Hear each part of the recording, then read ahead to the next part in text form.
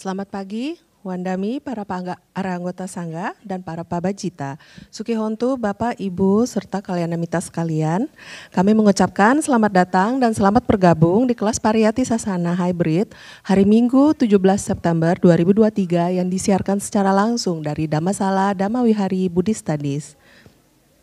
Senang sekali pada pagi hari ini kita semua dapat berkumpul bersama untuk melakukan rangkaian kebajikan di antaranya dengan pembacaan parita, permohonan Tisarana dan Pancasila, mendengarkan Dhamma Desana dan ditutup dengan dana parami dan pelimpahan jasa. Pada pagi hari ini, Bante Keminda akan membabarkan makna kata demi kata Dhamma pada stanza 338 hingga 348. Untuk itu, mari kita siapkan batin yang penuh sukacita dan penuh pemahaman agar kebajikan yang kita lakukan pada pagi hari ini merupakan kebajikan 3 akar dan superior yang akan menjadi pendukung kuat untuk pencapaian maga, pala, dan nibbana. Sambil menunggu kalian namita yang lainnya untuk turut bergabung bersama kita, izinkan kami untuk membacakan beberapa pengumuman. Dengan penuh sukacita, DBS mengundang kalian namita semua untuk bergabung dalam Sanggadana Perayaan Katina 2567 Buddhist Era secara hybrid. Hari Minggu tanggal 12 November 2023 pukul 1.15 siang hingga selesai, bertempat di Dhammasala Dhamma Wihari Buddhist Studies dengan tema Dana, sebuah praktik universal. Dengan susunan acara berupa permohonan sila, Dhamma Desana, Sanggadana, dan peluncuran buku Mula Pariyaya Waga 1.1c. Untuk itu, mari kalian namita kita saksikan bersama tayangan video singkat berkaitan dengan peringatan Katina 2567 Buddhist Era berikut ini.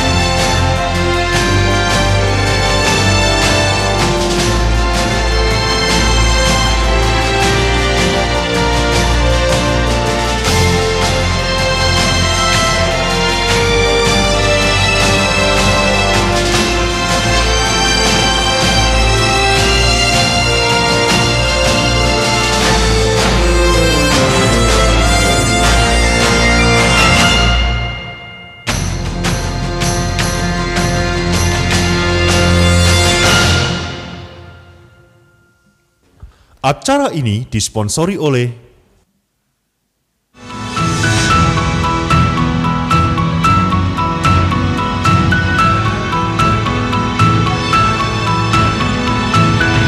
Kiadana Group, Integrated Coaching Solution.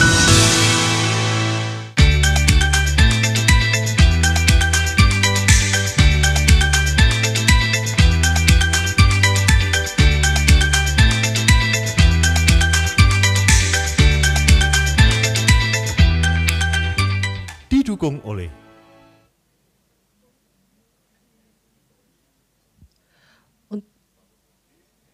Untuk mendukung acara ini, DBS membuka kesempatan berdana melalui sponsor penggerak dengan 8 jenis sponsorship, Sasana Nugaha 1, Sasana Nugaha 2, Sasana Nugaha 3, Panya, Samadhi, Sati, Wirya, dan Sada dengan besaran nominal seperti yang tertera di layar. Dengan batas akhir materi sponsor diharapkan telah diterima di DBS 5 November 2023.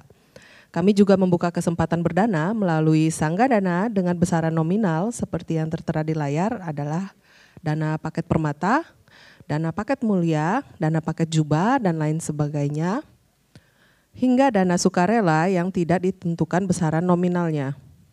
Batas akhir dana kami harapkan hingga 5 November 2023, namun kalian namita masih memiliki kesempatan berdana hingga hari H perayaan Katina di DBS. Dana sponsor penggerak, ucapan Katina, dan Sanggadana bisa ditransfer ke BCA 6275191918 atas nama Yayasan Dhamma Wihari dengan kode transfer 88 di akhir nominal dana Anda. Untuk berpartisipasi dana, kalian namita dapat menghubungi tim Galang Dana Katina DBS dengan Saudara Vili, Saudara Budiman, Saudari Vili, Saudara Budiman, Saudara Willy, dan Saudari Pikling dengan nomor handphone yang tertera di layar. Juga saat ini kami persiapkan pencatatan penerimaan dana di meja registrasi di lantai 1 dan lantai 3 di DBS.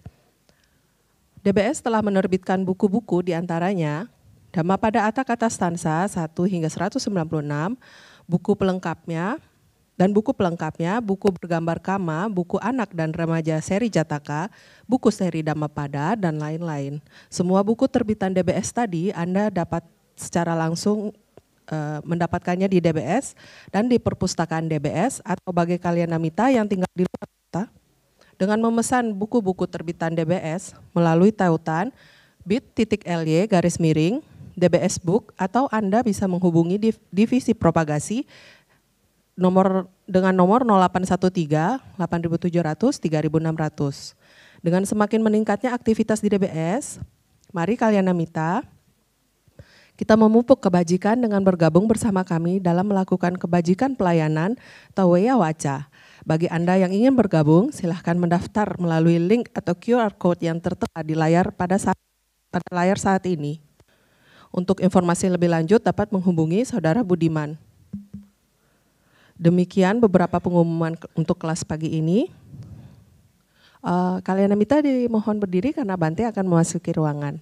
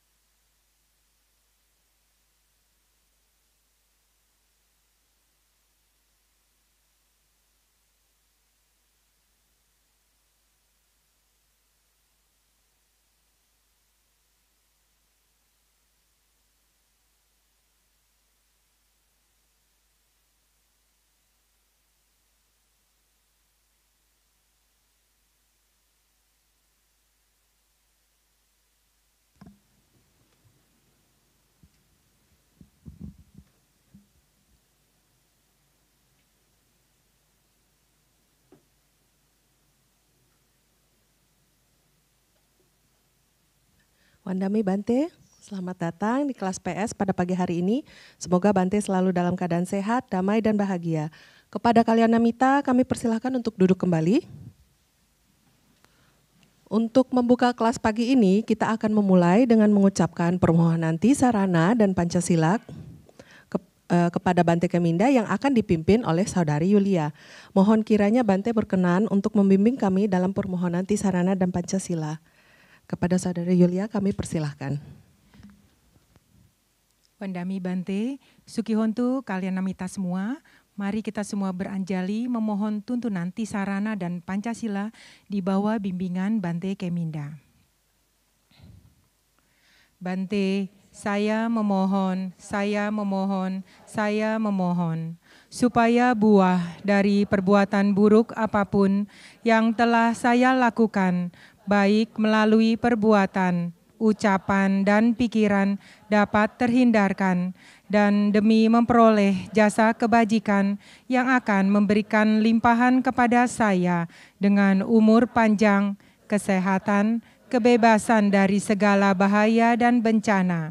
Saya merangkapkan kedua telapak tangan, beranjali dan memberikan puja, menghormat dan bersujud penuh dengan kerendahan hati kepada Tiratana, Buddha, Dhamma, dan Sangha, untuk kedua kalinya, untuk ketiga kalinya. Dan dengan perbuatan yang baik ini, melalui sujud yang luhur, semoga saya selalu terbebas dari 4 alam menyedihkan, 3 jenis malapetaka, 8 jenis keadaan yang tidak tepat, 5 jenis musuh, 4 jenis kemalangan, 5 jenis kehilangan, segala jenis penyakit, dan 62 pandangan salah, serta secepatnya mencapai jalan kebebasan, maga, buah, pala, dan dhamma mulia, yaitu nibbana. Ahang bante tisaranena saha pancasilang dhammang yacami anugahang katwa silang deta me bante dutiyampi ahang bante tisaranena saha pancasilang dhammang yacami anugahang katwa silang deta me bante tatiyampi ahang bante tisaranena saha pancasilang dhammang yacami anugahang katwa silang deta me bante. Yamahang wadami tang wadeda. Ama bante. Namo tassa bhagavato arahato samma sambuddhassa. Namo tassa bhagavato arahato samma sambuddhassa. Namo tassa bhagavato arahato samma sambuddhassa. Namo tassa bhagavato arahato samma sambuddhassa. Buddhang saranang gacchami, dhammang saranang gacchami, sanghang saranang gacchami. 3 kali. Buddhang saranang gacchami, dhammang saranang gacchami, sanghang saranang gacchami. Dutiyampi buddhang saranang gacchami, dutiyampi dhammang saranang gacchami, dutiyampi sanghang saranang gacchami. Tatiyampi buddhang saranang gacchami, tatiyampi dhammang saranang gacchami, tatiyampi sanghang saranang gacchami. Tisarana gamanang paripurna. Amma bante. Panati pata weramani sikapadang samadhiyami. Panatipata weramani sikapadang samadhiyami. Adinadana weramani sikapadang samadhiyami. Adinadana weramani sikapadang samadhiyami.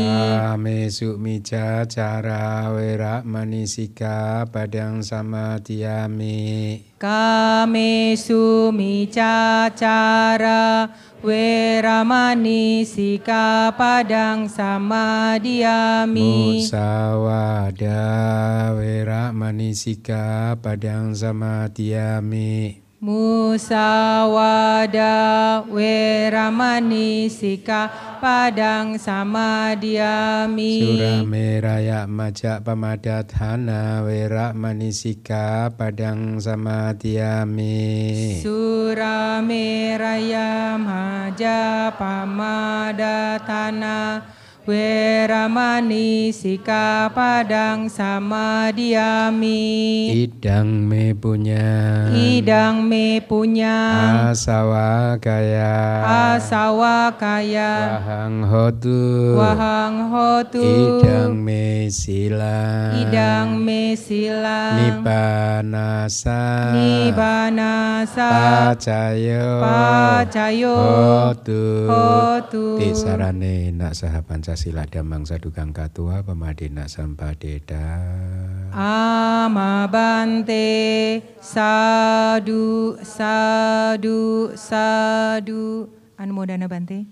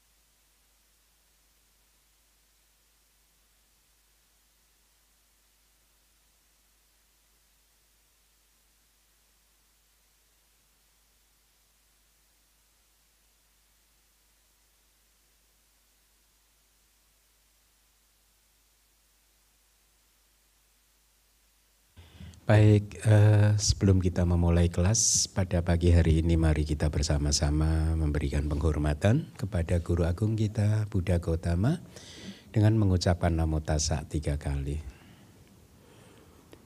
Namo Tassa Bhagavato Samma Sambuddhassa. Namo Tassa Bhagavato Arahato Samma Sambuddhassa. Namo Tassa Bhagavato Arahato Samma Sambuddhassa. Ya, Suki Hotu para upasaka dan upasika sekalian, semoga Anda semua dalam keadaan yang baik, sehat, damai dan bahagia. Ya, kita bertemu kembali di kelas Pariyati Sasana, also known as kelas kajian kitab suci. Saya akan menyampaikan Buddha Wacana, khususnya perkataan atau penjelasan untuk setiap kata dari stansa Dhamma Pada. Seperti biasa, sebelum memulai kelas saya akan menyampaikan ringkasan dari Owada yang saya sampaikan hari Sabtu kemarin. Jadi hari Sabtu di Dana Makan Pagi saya menguraikan ajaran Dhamma tentang kebenaran mulia yang kedua. Saya harap Anda semua sudah tahu apa itu kebenaran mulia yang kedua. Minggu sebelumnya saya menguraikan kebenaran mulia yang pertama, yang seringkali diterjemahkan secara keliru di Indonesia sebagai kebenaran mulia tentang penderitaan atau kebenaran mulia tentang sebab atau asal mula penderitaan. Itu adalah terjemahan yang keliru, karena kalau Anda menerjemahkannya sebagai kebenaran mulia tentang penderitaan, itu seolah-olah ini adalah dua, kebenaran mulia dan penderitaan adalah dua hal yang berbeda. Ya, tapi sebenarnya terjemahan yang benar adalah sesuai definisi di kitab suci kita. Kebenaran mulia yang pertama itu didefinisikan sebagai dukkha sangkatang arya satcang, artinya kebenaran mulia yang dinamakan penderitaan. Jadi penderitaan itu sendiri adalah kebenaran mulia. Ya, kenapa disebut kebenaran mulia? Karena penderitaan ini ditemukan oleh bahwa ciri dari kehidupan berupa penderitaan ini ditemukan oleh orang yang mulia, yaitu Buddha Gautama, Buddha, ya. Dan disebut juga sebagai kebenaran mulia makna yang kedua karena kalau Anda mampu memahaminya secara penuh, merealisasinya, menembusnya melalui meditasi vipassana Anda akan menjadi individu atau orang yang mulia. Itu definisinya, ya. Nah, dengan cara yang sama maka kebenaran mulia yang kedua didefinisikan sebagai kebenaran yang mulia yang dinamakan asal mula dari penderitaan. Ya, asal mula dari penderitaan itu sendiri adalah kebenaran yang mulia. Kenapa? Karena ditemukan oleh orang yang mulia yaitu Buddha, dan apabila Anda mampu merealisasinya Anda juga akan menjadi orang yang mulia. Ya. Kemarin kira-kira ringkasannya begini, saya menyampaikan kepada audiens atau bahkan meminta kepada audiens untuk merenung sebentar, apa sih sebenarnya yang Anda pahami sebagai kehidupan. Coba sekarang Anda renungkan sebentar, apa yang Anda pahami tentang kehidupan Anda itu. Ya, nah menurut ajaran Buddha kehidupan itu tidak lain adalah interaksi antara batin Anda dengan objek-objeknya. Ya, ketika Anda melihat maka ada yang disebut kesadaran mata Anda yang melihat objek mata. Ketika Anda mendengar suara saya maka ada kesadaran telinga di dalam diri Anda yang mendengar suara saya. Ketika Anda mencium bau parfum dan lain sebagainya misalnya, maka pada saat itu ada kesadaran hidung di dalam diri Anda yang menangkap objek aroma, bau ya, atau yang wangi, yang harum maupun yang tidak harum. Ketika Anda merasakan makanan, maka pada saat itu ada batin kesadaran Anda yang menangkap objek rasa di lidah Anda. Ketika Anda meraba, ya maka pada saat itu ada kesadaran atau batin di dalam diri Anda yang menangkap objek yang Anda raba. Yang keenam adalah ketika Anda berpikir, pada saat itu ada batin yang menangkap objek-objek mental, ya, objek dhamma yang sedang muncul, ya. Jadi kalau diringkas kita mempunyai 6 pintu indria. Berapa? 6. Apa saja? 5 pertama adalah panca indera Anda, yaitu pintu mata, pintu telinga, pintu hidung, pintu lidah, dan pintu tubuh. Pintu itu adalah menjadi titik pertemuan antara batin yang ada di dalam diri Anda dan objeknya yang ada di luar, ya. Nah, itulah kehidupan. Yang keenam adalah pintu batin, itu terjadi ketika Anda melamun, berpikir, dan lain sebagainya. Itulah kehidupan. Ada lagi yang kurang dari yang saya sebutkan tentang kehidupan? Ada yang mau menambahkan? Enggak kan? Jadi hanya itu kan? Setuju enggak? Kalau enggak setuju pulang.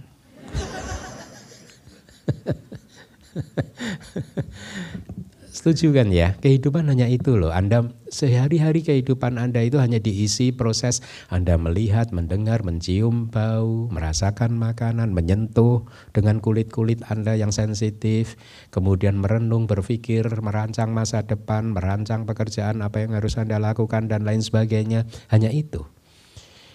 Di luar itu sudah tidak ada lagi. Nah, lalu konteksnya atau hubungannya dengan asal mula penderitaan apa?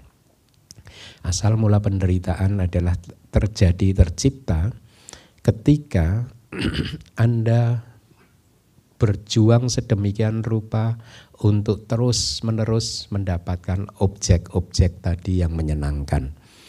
Anda berjuang terus-menerus ingin mendapatkan objek mata yang menyenangkan. Anda ingin melihat objek yang menyenangkan. Anda tidak ingin melihat objek yang tidak menyenangkan. Setuju? Ya, Anda hanya ingin mendengar suara yang menyenangkan dan tidak ingin mendengar suara yang tidak menyenangkan. Hidung Anda hanya ingin menghirup bau aroma yang harum wangi, tapi tidak ingin menghirup, membaui, menghidup bau yang tidak harum, tidak wangi. Betul. Lidah Anda juga begitu. Ya, hanya ingin merasakan sesuatu yang menyenangkan. Ya, baik makanan, minuman atau apapun begitu, dan menolak yang menurut Anda tidak menyenangkan. Kulit Anda juga begitu, hanya ingin menyentuh objek-objek sentuhan yang menyenangkan, yang lembut, tapi tidak ingin atau menolak, menghindar untuk menyentuh objek-objek yang kasar, yang menyakitkan dan lain sebagainya. Pikiran Anda juga seperti itu, hanya ingin berpikir tentang sesuatu yang menyenangkan dan tidak ingin berpikir tentang sesuatu yang tidak menyenangkan. Jadi yang pertama, ya, Anda terus-menerus berjuang untuk mendapatkan objek-objek yang menyenangkan tadi, ya. Itulah yang dimaksud sebagai tanha, nafsu kehausan, ya. Kebenaran mulia yang kedua itu kan nafsu kehausan kan, ya. Selama nafsu kehausan ini terus-menerus Anda biarkan bekerja, maka rangkaian kehidupan Anda akan terus semakin panjang dan tidak akan pernah berakhir. Ya. Dan selama rangkaian kehidupan Anda itu tidak berakhir, maka penderitaan itu akan terus muncul, ya. Itulah mengapa tanha ini disebut sebagai asal mula penderitaan. Jadi karakteristik dari tanha yang pertama adalah dorongan di dalam hati Anda yang terus-menerus seolah-olah membuat Anda harus memperjuangkan kehidupan Anda untuk mendapat objek yang menyenangkan. Enggak paham? Paham enggak? Paham ya? Itu ciri pertama dari tanha. Ciri kedua dari tanha adalah nidana. Tanha memiliki makna sebagai fondasi, sebagai alasan, sebagai sebab. Apa itu artinya? Tanha itu menjadi fondasi yang membentuk kebiasaan Anda untuk senantiasa condong ke arah objek yang baik. Kalau Anda ada objek yang baik dan objek yang tidak baik, maka kecenderungan batin Anda akan condong untuk menangkap objek yang baik. Orang yang tercerahkan tidak seperti itu. Objek yang baik dan objek yang tidak baik sama saja. Yang ada hanyalah cinta kasih, meta, belas kasih, ya, kesabaran, kebijaksanaan dan lain sebagainya. Nah, saya menyampaikan ini supaya Anda mulai mengenali tanha yang sering muncul di dalam kehidupan Anda. Jadi yang pertama, tanha adalah satu dorongan energi di dalam batin Anda yang seolah-olah terus berjuang untuk mendapatkan objek yang baik dan menolak objek yang tidak baik. Yang kedua adalah fondasi yang membuat Anda condong, cenderung ya untuk menangkap objek yang baik dan menolak objek yang tidak baik. Yang ketiga, makna atau karakteristik dari tanha adalah sampayogata. Tanha memiliki arti sebagai asosiasi, artinya ini adalah energi di dalam batin Anda yang senantiasa ingin berasosiasi, bergabung, berkumpul dengan sesuatu yang menyenangkan dan tidak ingin berkumpul dengan sesuatu yang tidak menyenangkan. Yang keempat adalah palibodata. Tanha disebut sebagai tanha karena memiliki arti sebagai obstacle, sebagai hambatan, sebagai rintangan yang merintangi Anda, terus-menerus merintangi Anda dari usaha untuk melepaskan diri dari objek yang menyenangkan tersebut. Makanya disebut sebagai kemelekatan. Jadi ada energi mental seperti itu sebenarnya cetasika loba ya, yang mempunyai 4 sifat dan 4 karakteristik yang seperti yang saya sebutkan tadi. Ya. Nah, selama tanha itu terus-menerus bekerja di dalam arus batin Anda, maka kehidupan Anda hanya akan menjadi seri dari satu penderitaan ke penderitaan yang lain. Nah, penderitaan itu apa sih, Bante? Kita tidak punya waktu untuk membahasnya di sini. Tapi kalau Anda ingin mendengarkannya, Anda bisa mendengarkan di Instagram DBS. Ya, 2 minggu yang lalu saya menyampaikan atau menguraikan kebenaran mulia yang pertama, yaitu yang dinamakan penderitaan. Ya, nah itu intisari ringkasan dari Owada kemarin. Ya, sebenarnya mungkin lebih tepat juga disebut sebagai wejangan dhamma atau dhamma desana, begitu ya. Kalau Anda ingin mendengarkan penjelasan lengkapnya, silahkan sekali lagi ke Instagram DBS yang kemarin sudah ada di sana. Oke, kita masuk ke materi kelas pada pagi hari ini. Stanza yang pertama berbunyi seperti di layar. Sebagaimana ketika akarnya aman dan kuat, sebuah pohon yang walaupun telah ditebang pasti tumbuh lagi. Saya suka dengan perumpamaan ini, ya. Jadi kilesa-kilesa Anda itu ibaratnya sebuah pohon yang kuat.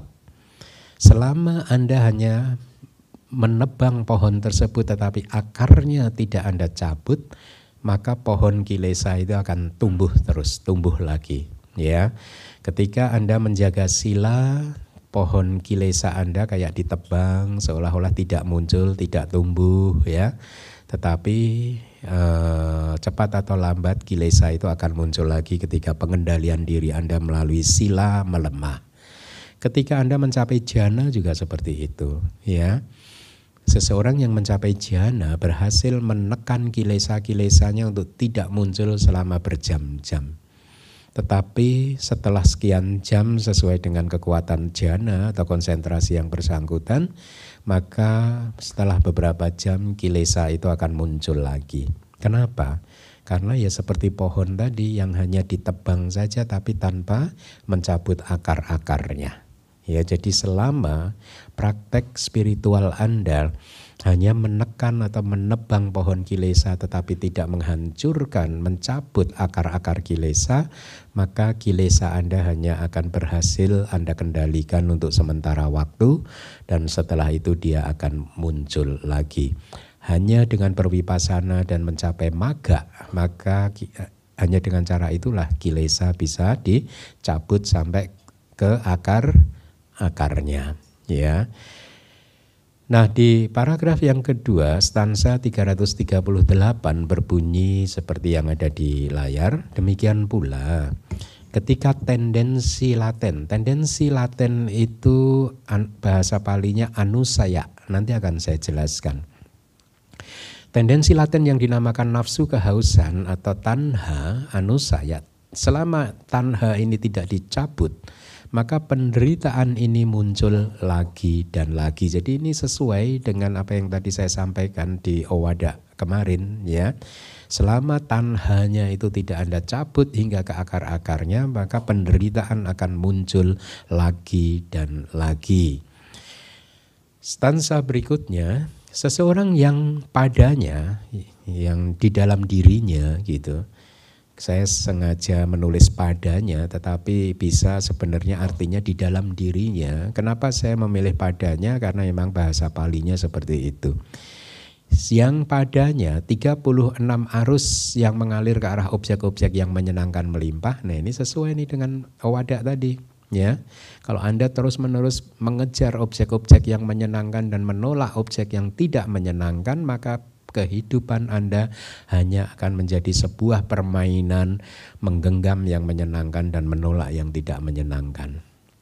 Belajarlah untuk menjadi individu yang bisa menerima objek apapun, baik yang menyenangkan maupun yang tidak menyenangkan, dengan tenang dan seimbang. Itulah tujuan dari latihan spiritual kita.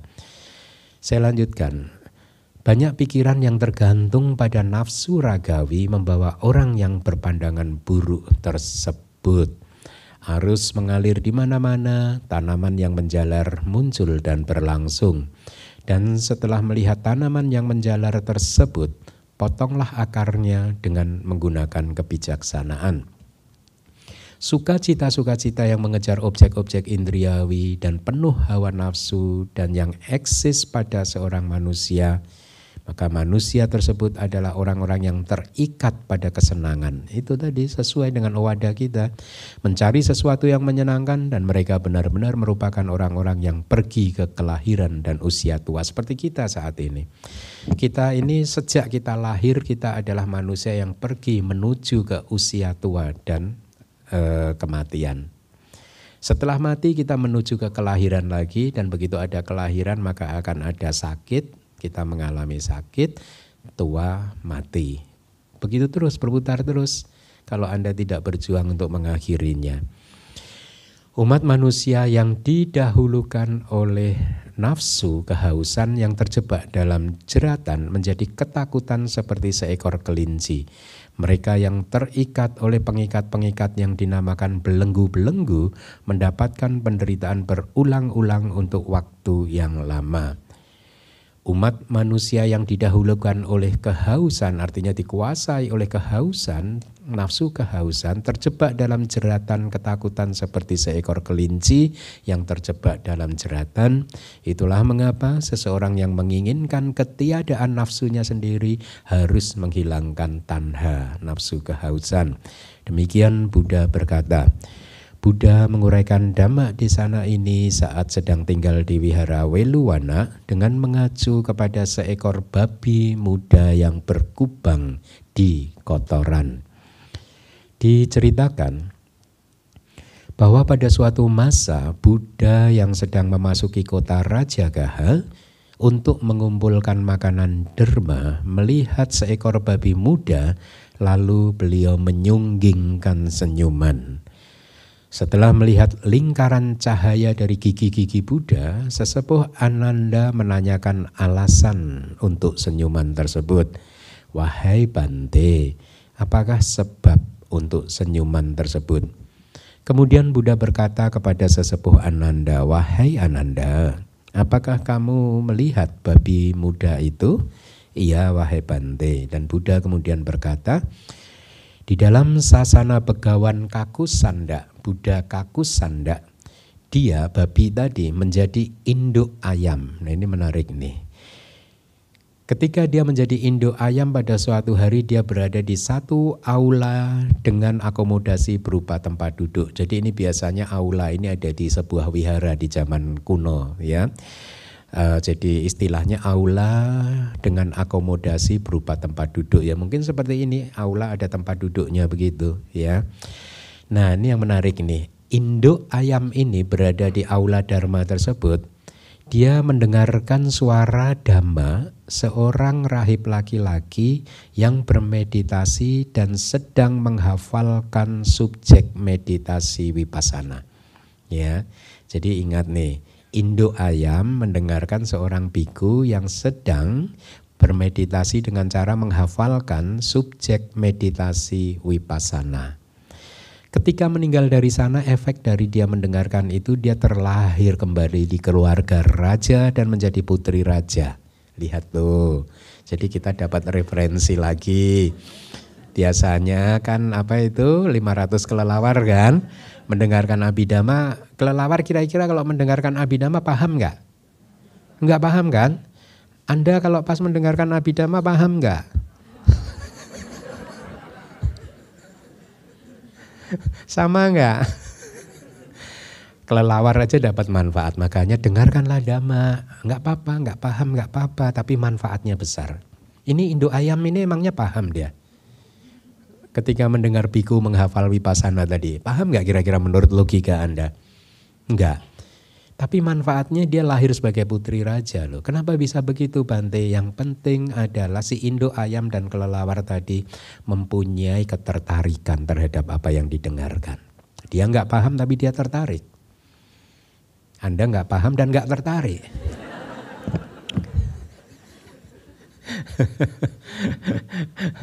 Unlucky you. Jadi munculkan saja ketertarikannya kepada ajaran Buddha, tidak paham tidak apa-apa, ya, tidak paham tidak apa-apa, karena ternyata kita mendapat dua referensi kan, binatang saja dapat manfaat seperti itu, ya apalagi Anda gitu. Nah dia lahir sebagai seorang putri dengan nama seperti yang ada di layar, Ubari, ya. Oke, di kemudian hari ketika memasuki tempat untuk mengeluarkan cairan tubuh, mungkin ini kayak toilet atau apa ya, dia melihat tumpukan mayat yang dipenuhi oleh cacing. Jadi mayat yang sudah berhari-hari mungkin. Setelah memunculkan persepsi tentang tumpukan mayat tersebut di sana, dia mendapatkan jhana. Jadi ini mungkin persepsi tentang asubha kan, subjek meditasi yang berupa proses pembusukan mayat itu kan. Tapi kalau Anda bermeditasi dengan objek seperti itu, paling Anda hanya akan bisa mencapai jhana yang pertama saja. Ya, kenapa? Karena subjeknya terlalu shocking begitu sehingga membutuhkan vitaka dan wicara gitu. Akan sulit untuk melepaskan vitaka wicara dengan objek yang ekstrim seperti itu. Setelah bertahan hidup di batas usianya di kerajaan sebagai putri Ubari tadi, jadi dia menguasai jhana ya. Sejak dari meninggalnya dari sana dia terlahir kembali di dunia para Brahma ya. Setelah meninggal wajar karena dia berhasil mempertahankan jhananya yang pertama tadi ya, mungkin yang pertama harusnya kalau dia berhenti di sana ya hanya di jhana yang pertama kalau tidak dikembangkan lagi. Tapi kalau objeknya hanya asubha ya dia mentok hanya ada di mampu mencapai jhana yang pertama. Maka dia akan terlahir, konsekuensinya dia akan terlahir di alam Brahma jhana yang pertama. Setelah meninggal dari dunia para Brahma, dia yang masih terganggu dalam bentuk tempat tujuan kelahiran lagi, artinya dia masih belum menjadi orang yang tercerahkan.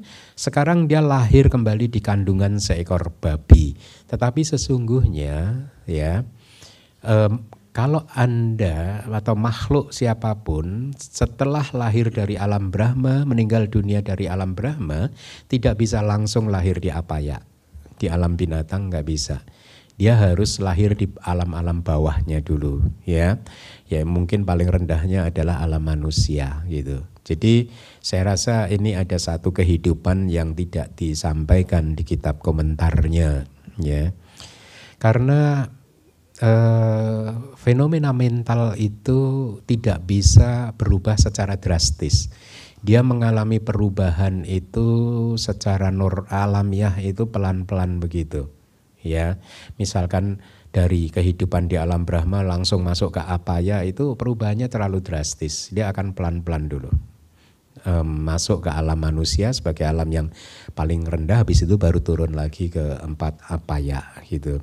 Sama ketika Anda bermeditasi juga, kalau Anda bermeditasi ingin mencapai jhana dimulai dengan batin yang dipenuhi oleh dosa mula cita, perasaan marah, jengkel, Anda nggak akan bisa langsung cepat mencapai jhana.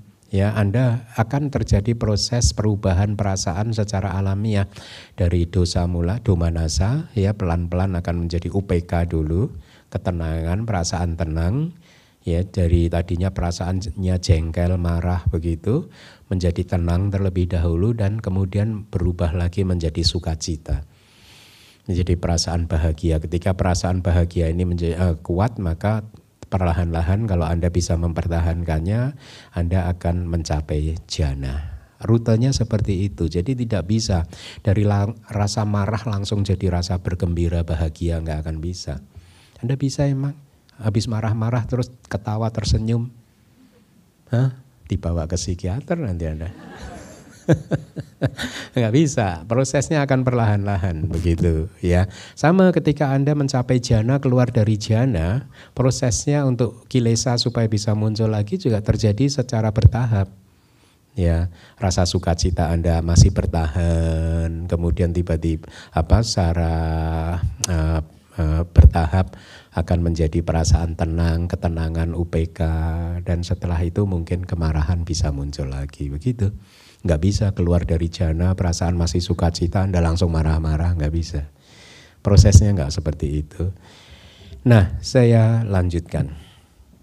Jadi menurut saya di sini ada satu kelahiran yang di skip atau tidak dicantumkan di kitab komentar karena Brahma tidak bisa langsung terlahir di apaya. Setelah melihat sebab itu, kata Buddha, aku menyunggingkan senyuman. Setelah mendengar cerita Buddha tersebut, para rahib laki-laki yang dipimpin oleh sesepuh Ananda mendapatkan sangwega, urgensi spiritual yang hebat ya. Jadi kenapa? Karena berpikir betapa mengerikannya samsara itu. Ya, habis dari Indo ayam jadi putri raja ke alam Brahma, sekarang masuk ke alam yang bawah lagi begitu. Nah, ini juga jadi perenungan buat Anda semua juga ya, bahwa samsara itu mengerikan seperti itu.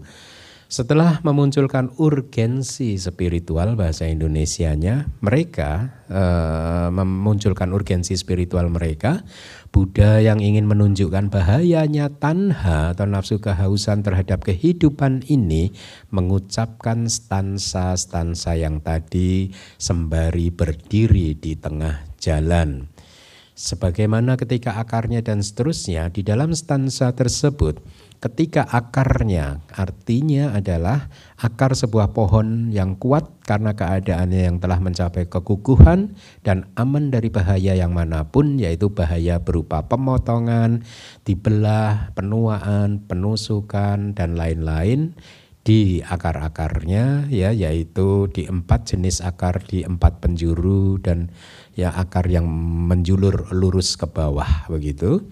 Jadi dikatakan sebuah pohon itu akarnya bisa dikelompokkan menjadi 5 jenis akar.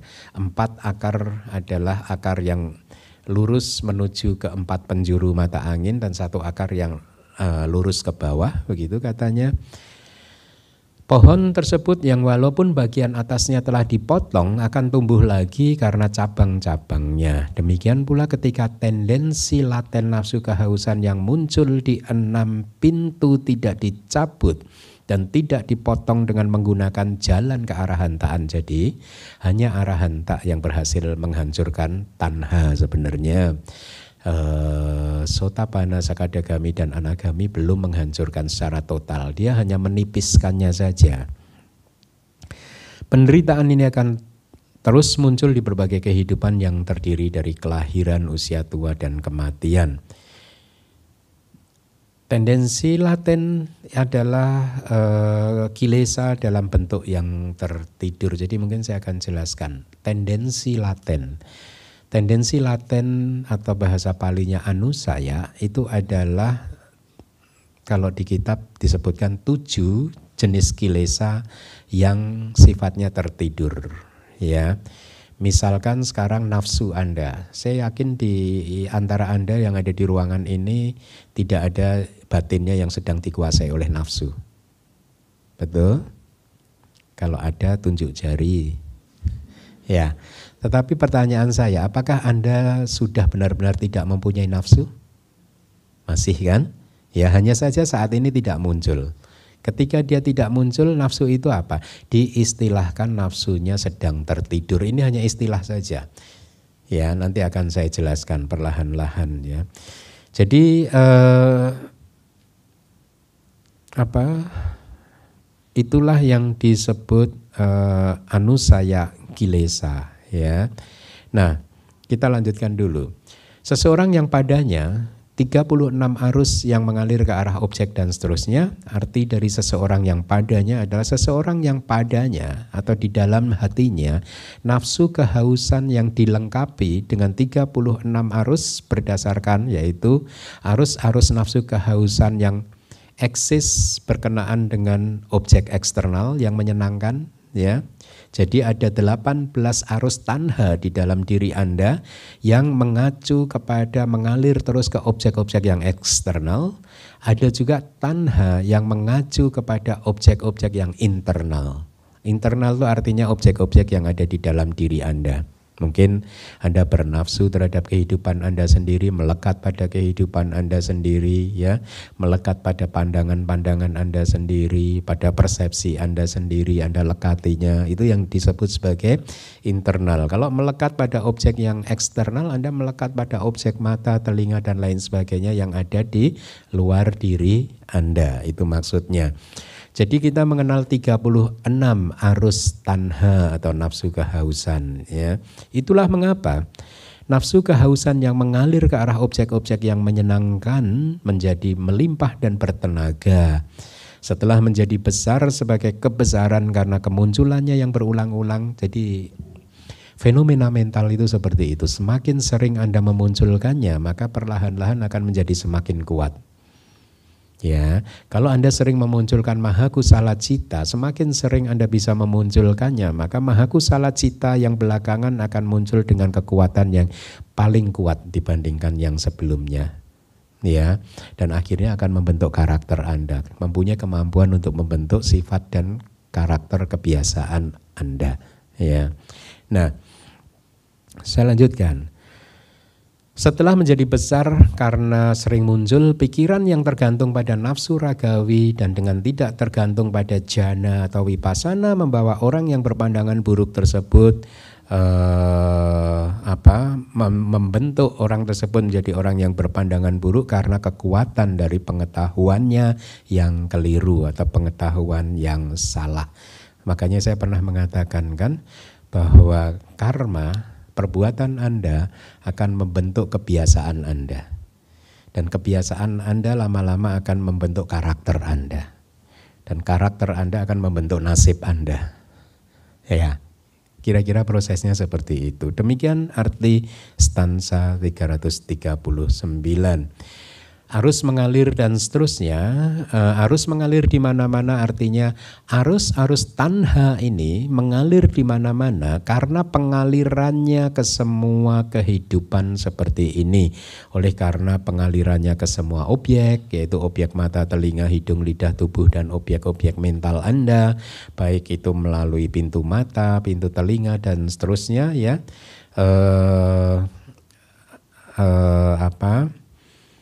Jadi secara ringkas arus-arus nafsu kehausan atau arus tanha itu mengalir di mana-mana karena pengalirannya ke semua kehidupan, yaitu mengalir melalui pintu mata Anda, pintu telinga Anda, dan pintu-pintu yang lain. Ada 6 pintu kan, dan mengalir ke semua kehidupan atau ke semua eksistensi karena dimanapun Anda terlahir, baik itu di alam manusia atau bahkan seandainya pun Anda terlahir sebagai Brahma di alam Brahma, arus tanha Anda akan terus juga mengalir, yaitu melekati pencapaian jana Anda di alam Brahma, melekati kehidupan Brahma di alam Brahma tersebut, ya akan terus mengalir. Dimanapun kelahiran Anda, di situ arus tanha akan terus mengalir.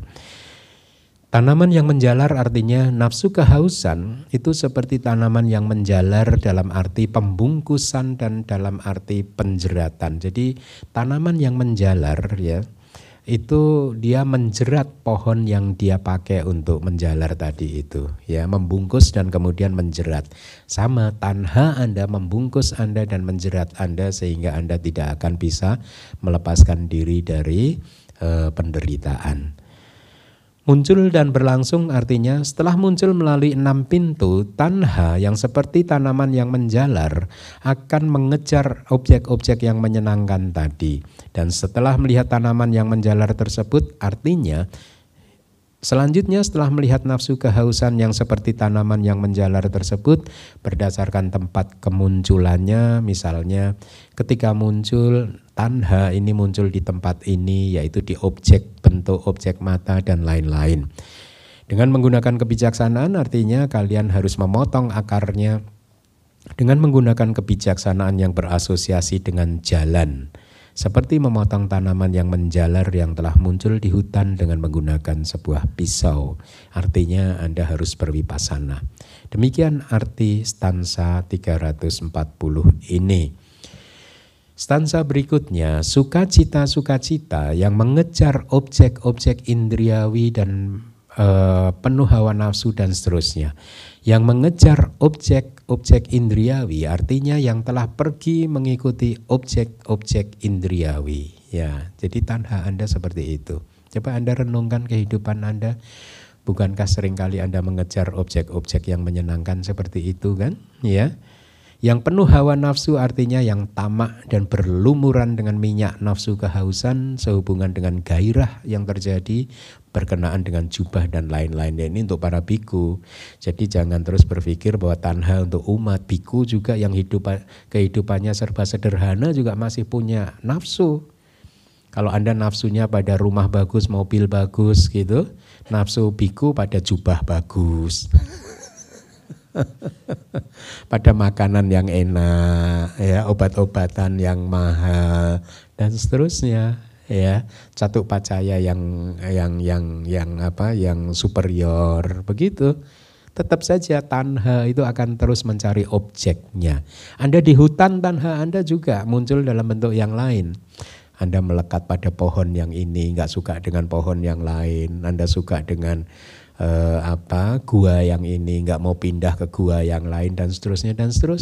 Ya, jadi itulah mengapa Buddha mengatakan ciri dari tanha adalah tatra abhinandini, selalu menemukan dan mencari kesenangan di sini dan di sana atau di sana dan di sini. Ya, tanha Anda akan selalu saja menemukan, sampai menemukan kesenangan di sana sini.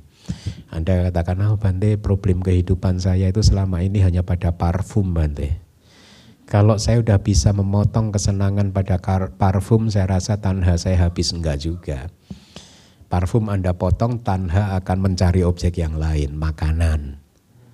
Makanan Anda potong, tanha akan mencari objek yang lain lagi, dan seterusnya. Tidak akan pernah bisa dipuaskan. Nafsu kehausan Anda nggak akan pernah bisa puas.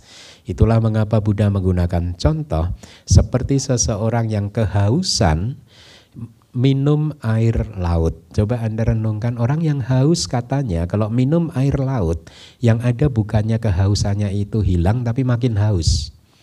Itulah mengapa tanha saya terjemahkan menjadi nafsu kehausan. Itu terjemahan yang bagus daripada nafsu keinginan, ya.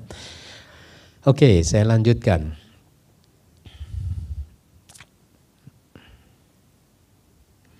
Sukacita yang ada di layar tolong ditampilkan. Kan ada kalimat sukacita yang mengejar objek indriawi.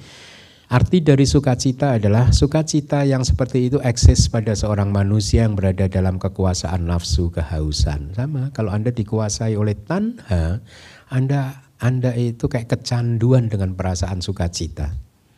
Ya, Anda kecanduan dengan perasaan sukacita, jadi maka kehidupan Anda akan menjadi permainan untuk terus mengejar perasaan sukacita tadi. Tapi dengan cara mengejarnya melalui objek-objek yang menyenangkan. Seandainya Anda tahu cara bermeditasi yang baik dan Anda berkembang di dalam meditasi, sebenarnya tidak sulit memunculkan perasaan sukacita.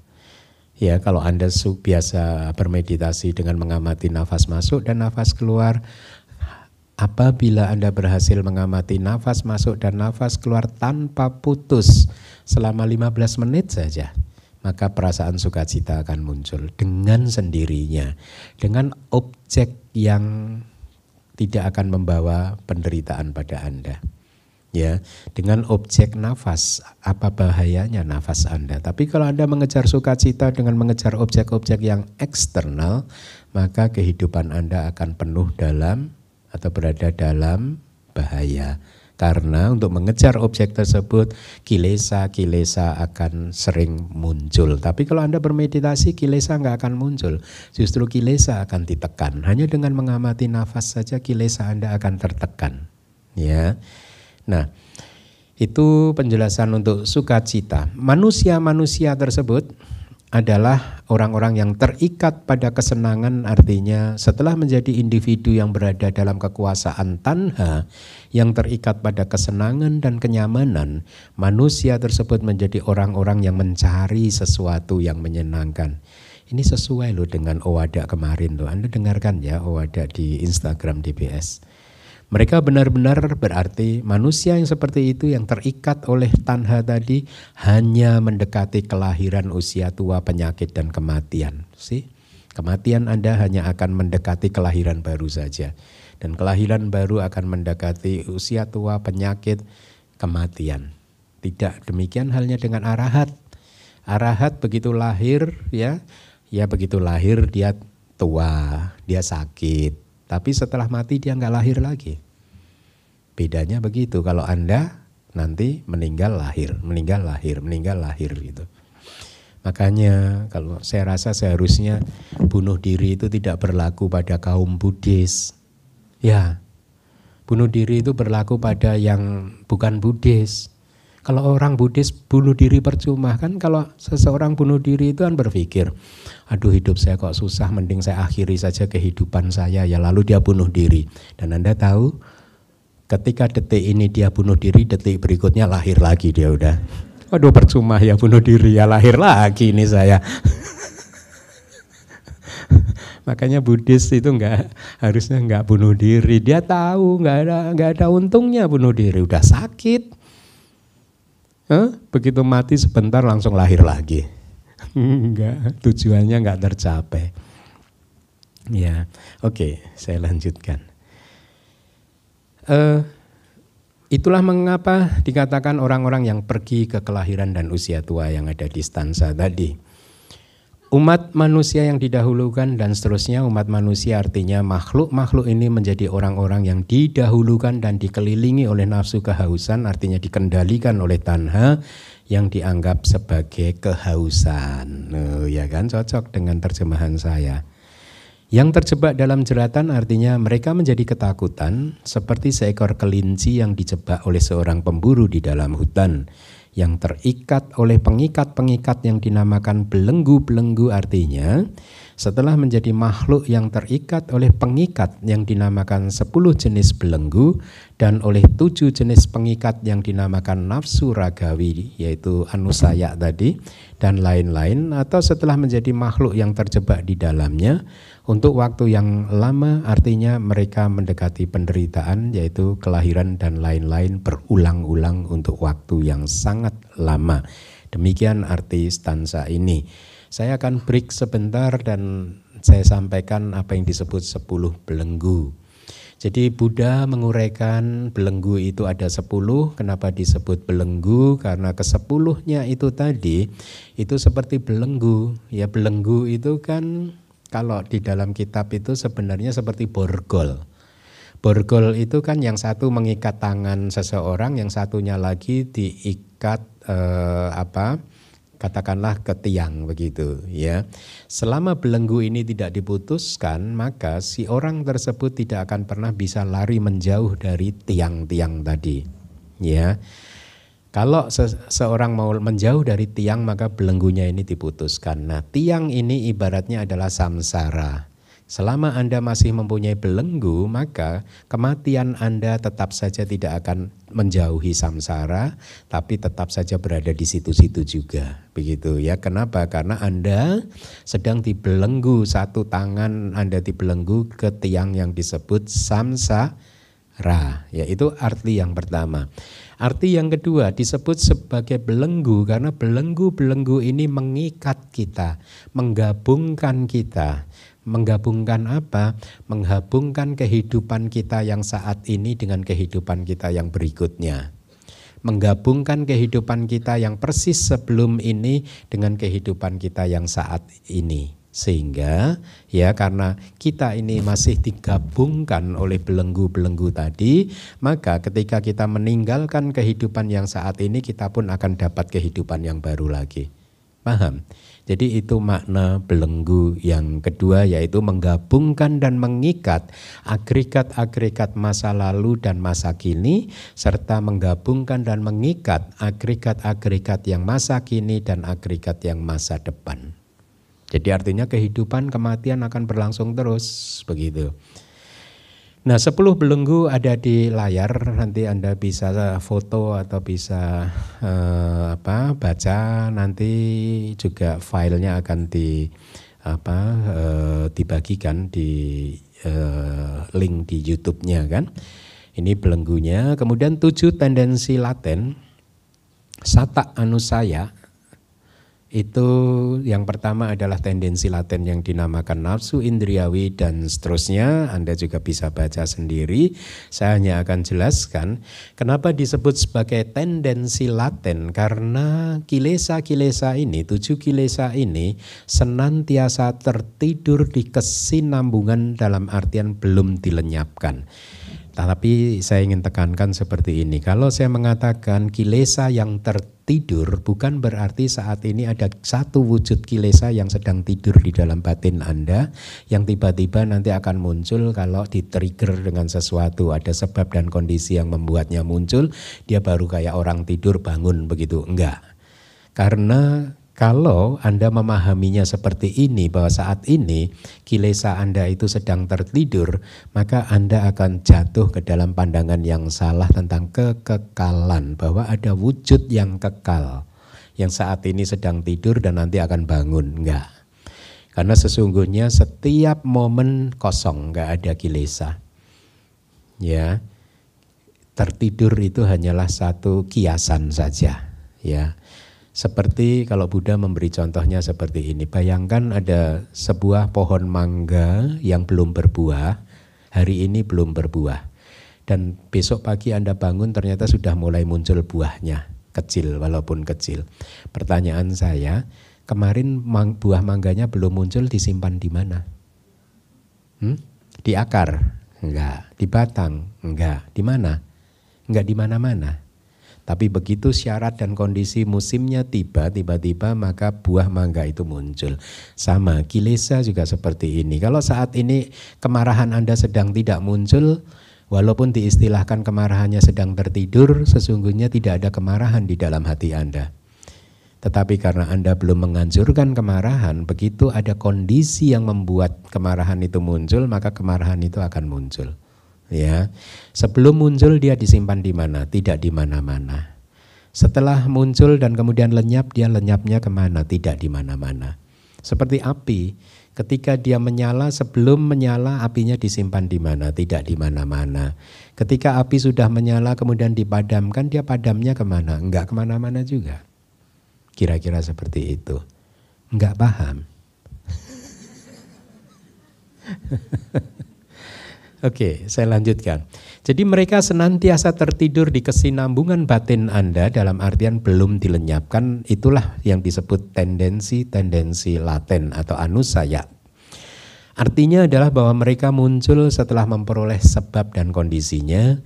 Oleh karena kotoran batin yang belum dilenyapkan, yang layak untuk muncul ketika memperoleh sebab, seolah-olah saja hanya senantiasa tertidur di kesinambungan arus batin Anda, ya. Jadi semata-mata karena kilesa itu belum Anda hancurkan saja. Tertidur itu hanya istilah saja.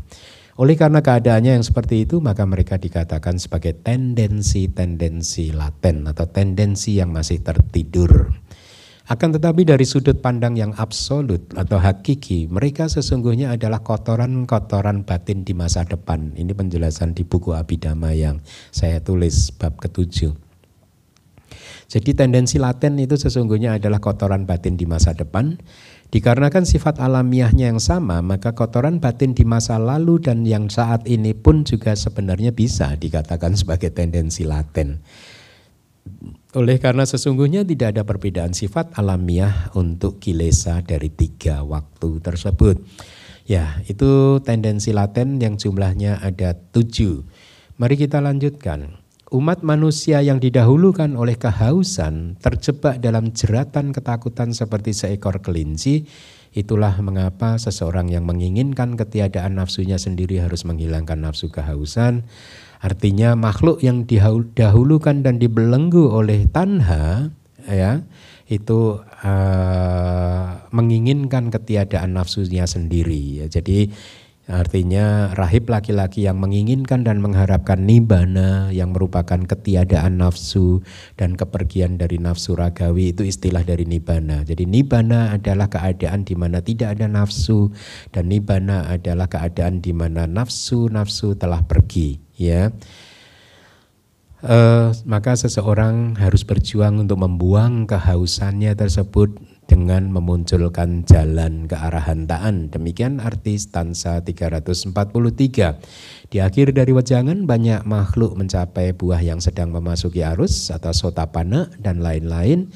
Demikianlah cerita tentang seekor babi yang masih muda yang merupakan cerita yang kedua.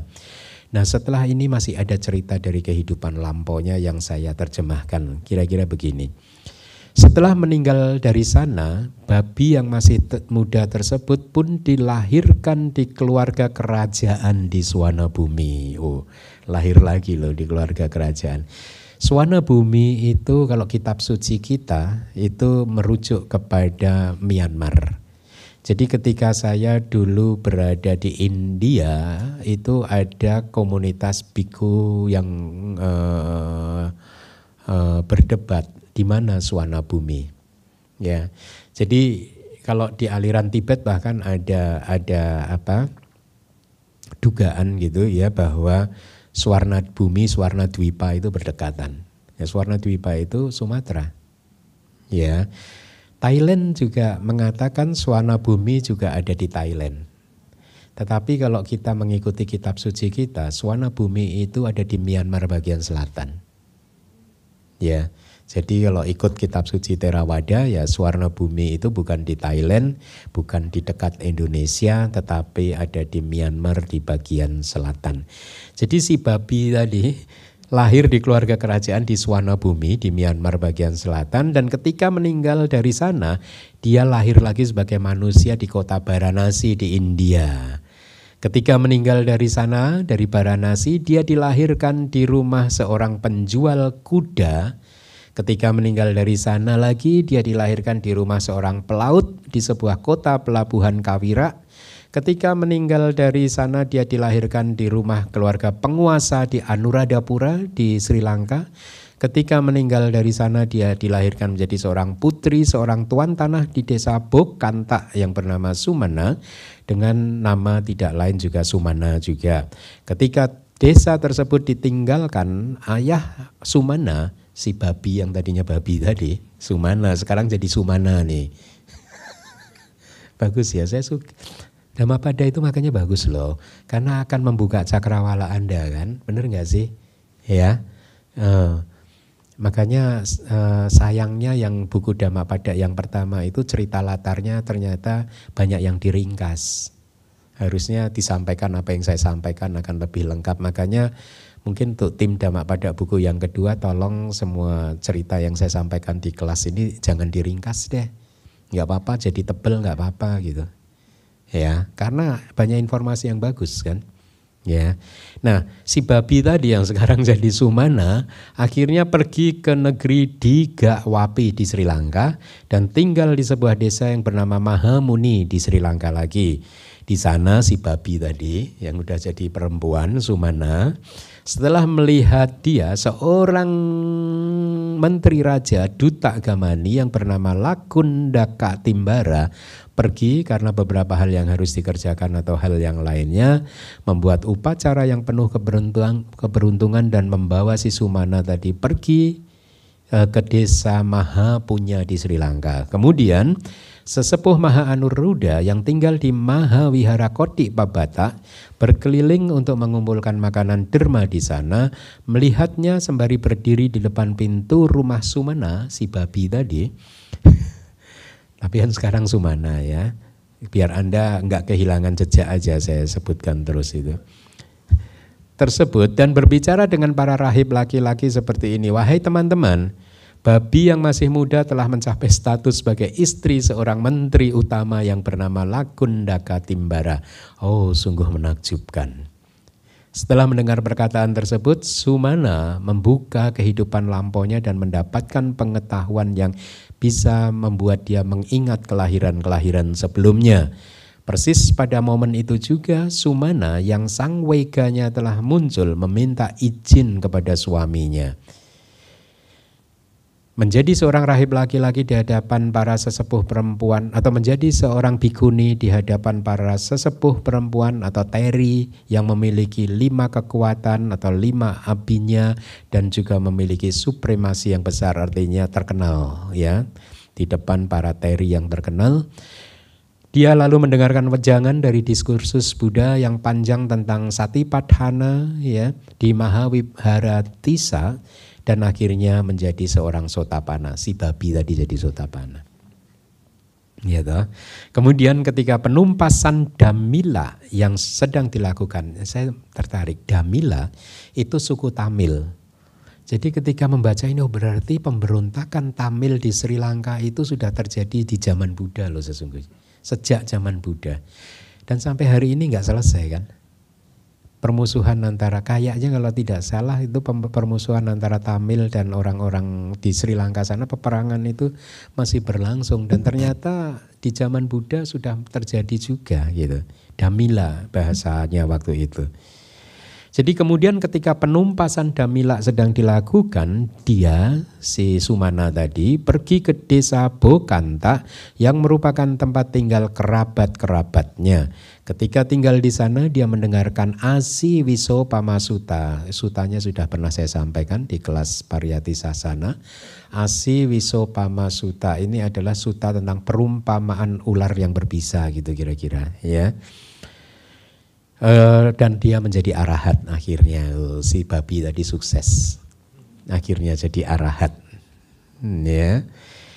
Dia yang ditanya oleh para rahib laki-laki dan para rahib perempuan di hari parinibbananya, kemudian menceritakan semua kejadian berikut ini tanpa henti, bercampur baur dengan sesepuh Mahatisa yang merupakan penghafal Dhammapada yang tinggal di Wihara Mandalarama. Jadi bahkan di Myanmar sampai hari ini para biku itu juga begitu. Ada yang menghafal hanya Majjhima Nikaya, Digha Nikaya begitu. Ada juga yang menghafal seluruh Tripitaka. Ya, seharusnya di Indonesia di masa depan menuju ke arah sana. Ya, di masa depan semua biku harus belajar dan kemudian ada Tipitaka Dara. Mereka yang menghafal Tripitaka. Saat ini kan belum, kita masih jauh ya. Kita ini tertinggal 1000 tahun dengan Myanmar. Ya, Myanmar sudah memulai pekerjaannya. Theravada itu kokoh di Myanmar itu sejak tahun 900-an. Menjelang tahun 1000 ya. Makanya sampai hari ini Theravada di Myanmar itu sangat kokoh, sangat bagus. Kemarin juga ada anak muda pengen menjadi biku dan kayaknya dia hanya pengen jadi biku di Indonesia. Saya dorong, enggak, kamu harus ke Myanmar gitu. Enggak, kan di sini ada Bante. Enggak, saya enggak mampu. Maksud saya, tugas kehidupan saya saat ini sedang hanya menerjemahkan kitab suci dulu. Saya udah enggak punya waktu untuk ngajarin anak-anak muda itu satu persatu gitu. Nah, kenapa juga harus belajar sama saya kalau di Myanmar banyak guru yang hebat? Kan mending saya kirim kamu ke Myanmar, istilahnya begitu. Di Myanmar kamu akan mendapat banyak sayadaw-sayadaw yang hebat. Di sana ada ahli winaya, ahli sutanta, ahli abhidhamma, ahli samatha, ahli vipassana, ahli bahasa Pali, dan ahli-ahli yang lain. Ya kalau di sini kamu hanya bergantung pada saya, sedangkan saya nggak punya waktu, nanti kamu nggak keurus. Udah mending ke Myanmar aja, ke Myanmar. Dan jangan pulang ke Indonesia sebelum kamu jadi. Gitu. Dia tanya maksudnya jadi itu apa Bante? Ya meditasinya udah berhasil, udah menjadi Sotapanna. Karena kalau kamu buru-buru pulang sebelum jadi Sotapanna nggak akan jadi di sini. Ya, enakan di Myanmar gitu. Saya juga gitu sebenarnya kalau mengingat kehidupan kebikuan saya di Myanmar itu masa-masa indah kehidupan saya. Kalau masa-masa penuh penderitaan kan di sini. Ya.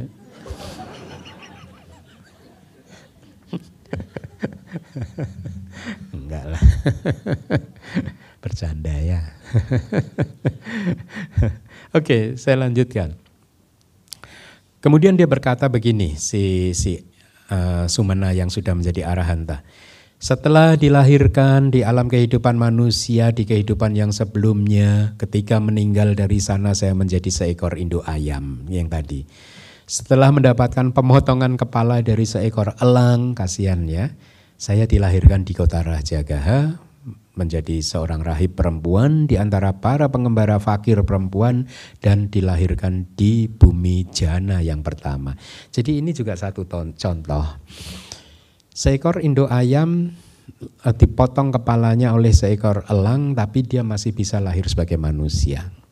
Ini contoh yang jarang sebenarnya. Karena secara teori seseorang yang meninggal dunia dalam keadaan kesakitan biasanya akan memunculkan akusala cita. Ya, sehingga kelahirannya hanya akan kematiannya hanya akan diikuti kelahiran di 4 apaya biasanya, atau kalaupun jadi manusia akan menjadi manusia yang kurang menguntungkan, punya trauma, gampang panik, mengalami panik ya, anxiety dan lain sebagainya begitu, efek-efeknya seperti itu. Saya juga mengenal seseorang yang di kehidupan lampaunya meninggal dengan cara jatuh dari ketinggian tetapi saat ini jadi biku. Ya, tapi kasus-kasus seperti itu jarang. Ya, sering kali seseorang yang meninggal dalam suasana yang tidak baik, ketakutan, kesakitan dan lain sebagainya, secara teori kemungkinan terbesarnya adalah lahir di salah satu dari 4 apaya. Ya, saya lanjutkan karena waktunya tinggal 10 menit lagi. Ketika meninggal dari sana dan dilahirkan di keluarga seorang miliuner, tidak lama kemudian saya meninggal dan pergi ke alam kehidupan para babi. Artinya lahir jadi babi. Ketika meninggal dari sana, dari alam babi tadi, saya dilahirkan di Swana bumi. Ketika meninggal dari sana, saya dilahirkan di kota Varanasi. Ketika meninggal sana, saya dilahirkan di pelabuhan laut Subparaka. Ketika meninggal dari sana saya dilahirkan di Kawira. Ketika meninggal dari sana saya dilahirkan di Anuradhapura.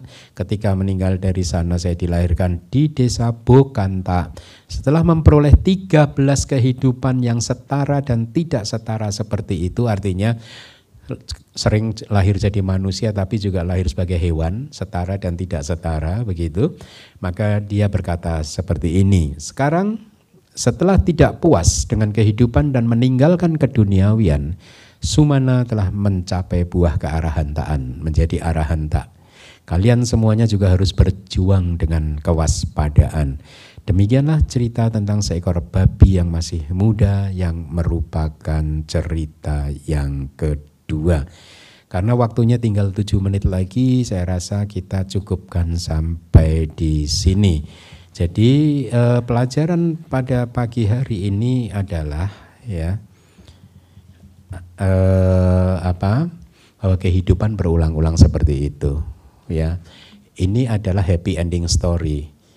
Habis lahir dari jadi induk ayam, babi, tapi terus jadi arahat.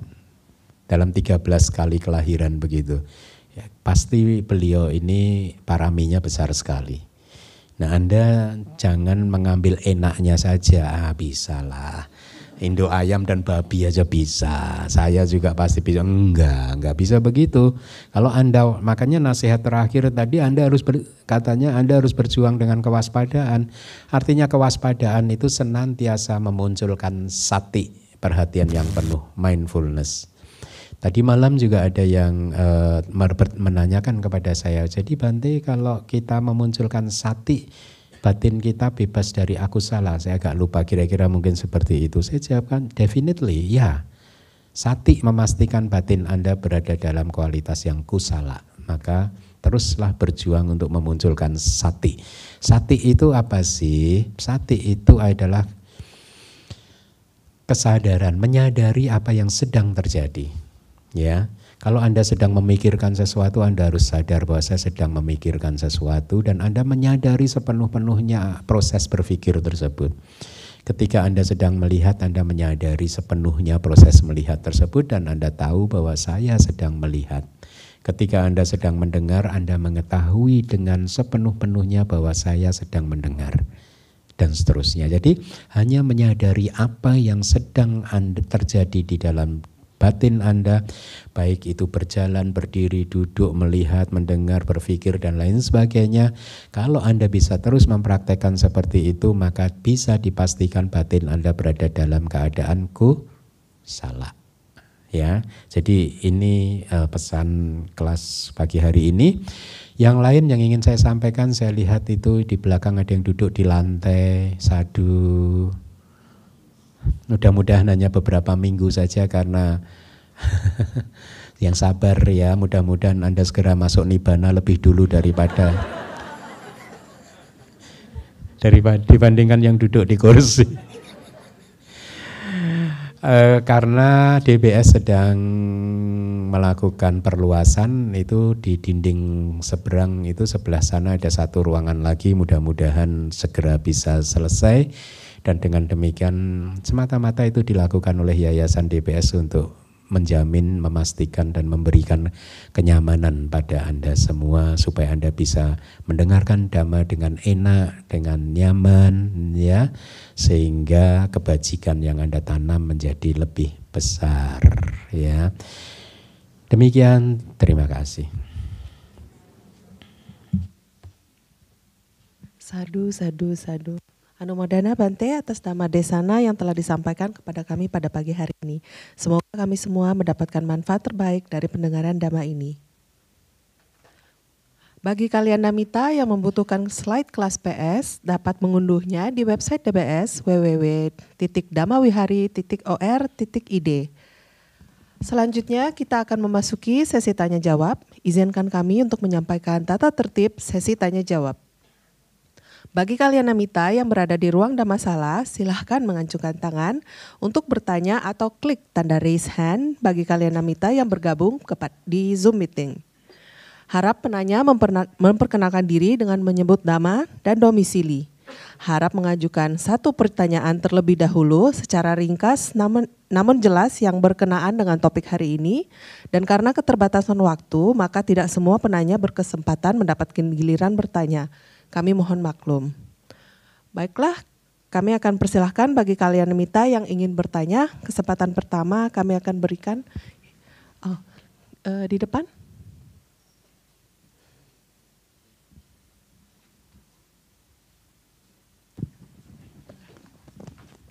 Halo, Wandami Bante, nama saya Tremina dari Jakarta.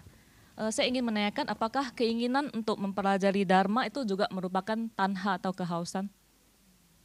Terima kasih, Bante. Baik, kan cirinya begini. Tanha itu seperti yang tadi saya katakan,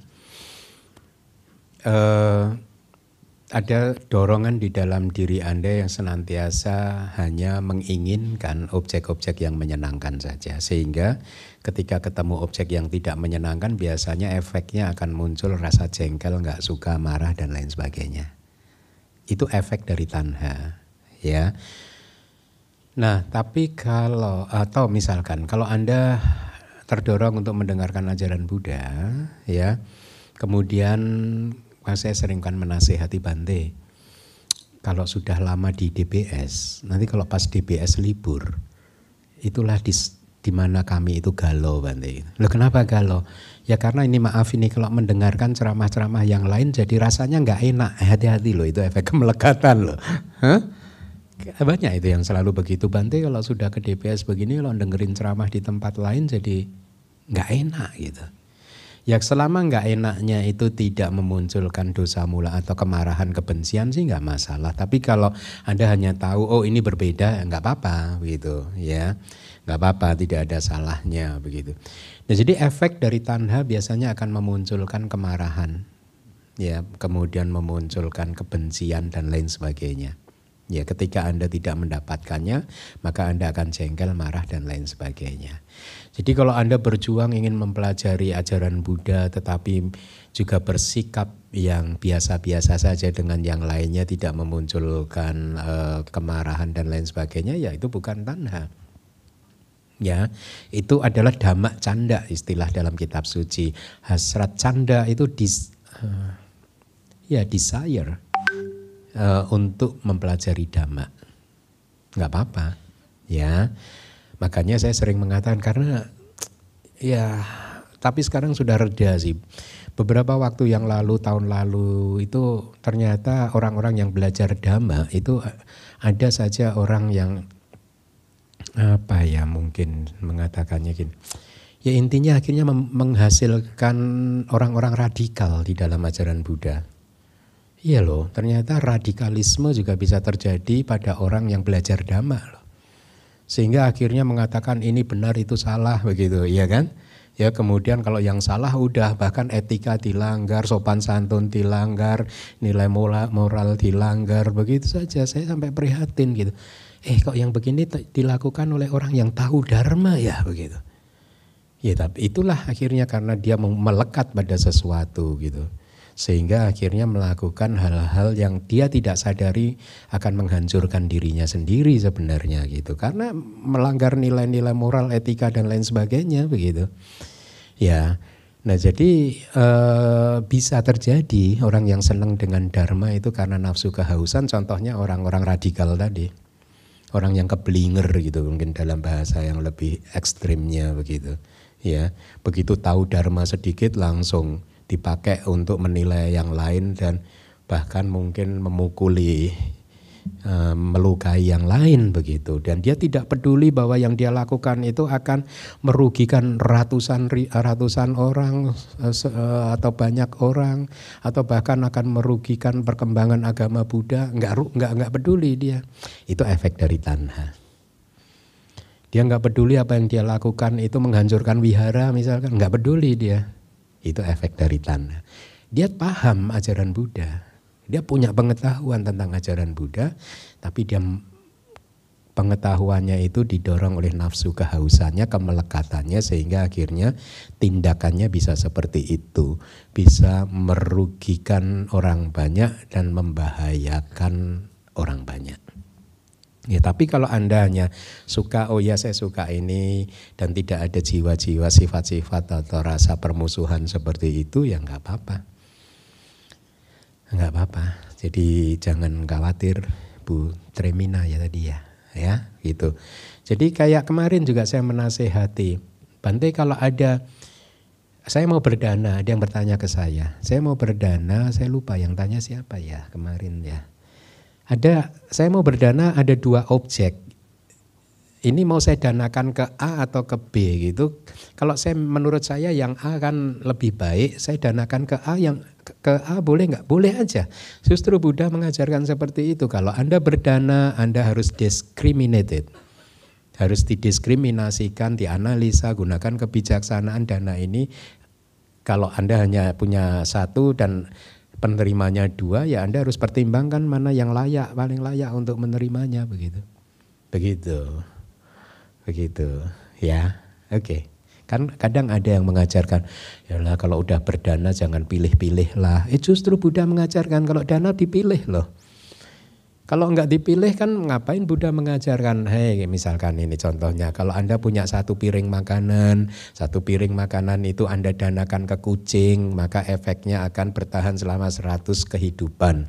Tapi kalau 1 piring makanan itu Anda danakan ke manusia yang tidak bermoral, efeknya akan bertahan selama 1000 kelahiran.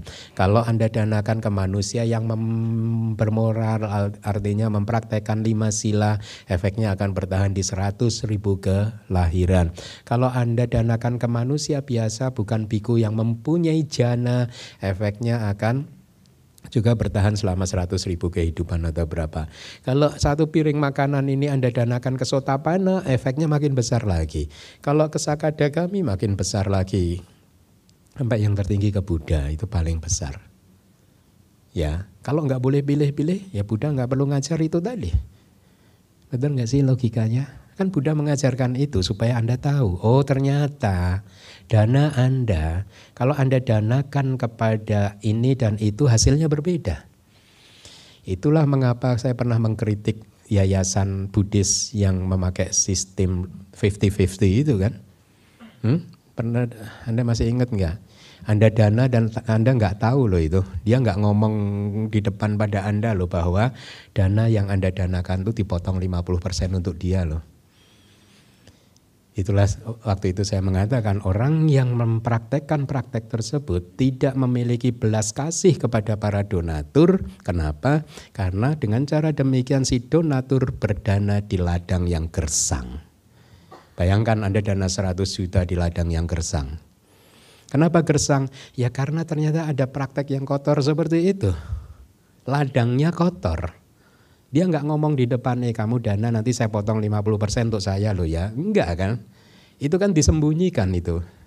Fakta itu disembunyikan. Donatur nggak tahu. Begitu sudah masuk baru dipotong 50%. Bahkan sebenarnya ada seseorang yang memberi laporan kepada saya, sebenarnya yang terjadi akhirnya yang dipotong itu sampai 70%. Karena dipakai untuk biaya operasional, biaya gaji karyawan dan lain sebagainya. Jadi akhirnya itu hanya segitu katanya. Serem enggak tuh? Dan yang menyedihkan dalam tanda kutip itu terjadi di kalangan Buddhis. Yang menjunjung tinggi akhlak, moralitas, meta, karuna dan lain sebagainya, ternyata itu terjadi. Itulah yang dikatakan oleh Buddha, saya memakai istilahnya Buddha, orang-orang yang seperti ini adalah orang yang memasukkan sampah ke dalam ajaran Buddha. Kenapa? Karena harusnya dana itu praktek yang murni. Dana itu praktek yang murni yang tidak boleh dikotori oleh kepentingan-kepentingan pribadi seperti itu gitu. Ya, jadi waktu saya diupdate oleh seseorang yang mengetahui masalah, enggak loh Bante, enggak 50% Bante. Setelah dipotong dengan ini itu bisa 70%. Serem juga ya. Serem juga ya. Nah saya mengatakan seperti ini bukan untuk mengucapkan ujaran kebencian atau apa, enggak. Ini bagian dari edukasi. Saya mengedukasi Anda semua, berhati-hatilah di dalam melakukan sesuatu, karena di luar sana ada saja orang-orang yang mempraktekkan praktek-praktek yang tidak baik seperti itu. Begitu Bu? Oke, baik. Sadu. Penanya selanjutnya kita beralih ke penanya di Zoom dengan Bapak Suryanto.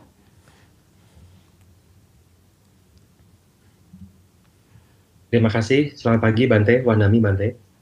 Iya Pak. Ya iya. Bante.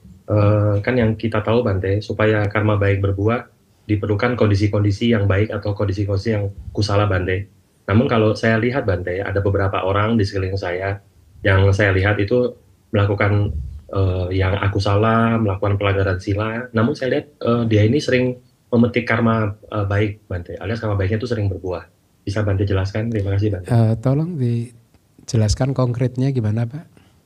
Oh ya, misalkan saya melihat Bante ada beberapa orang di sekeliling saya yang melakukan pelanggaran sila, terus melakukan hal-hal yang aku salah, namun karma baiknya itu sering berbuah Bante. Oke.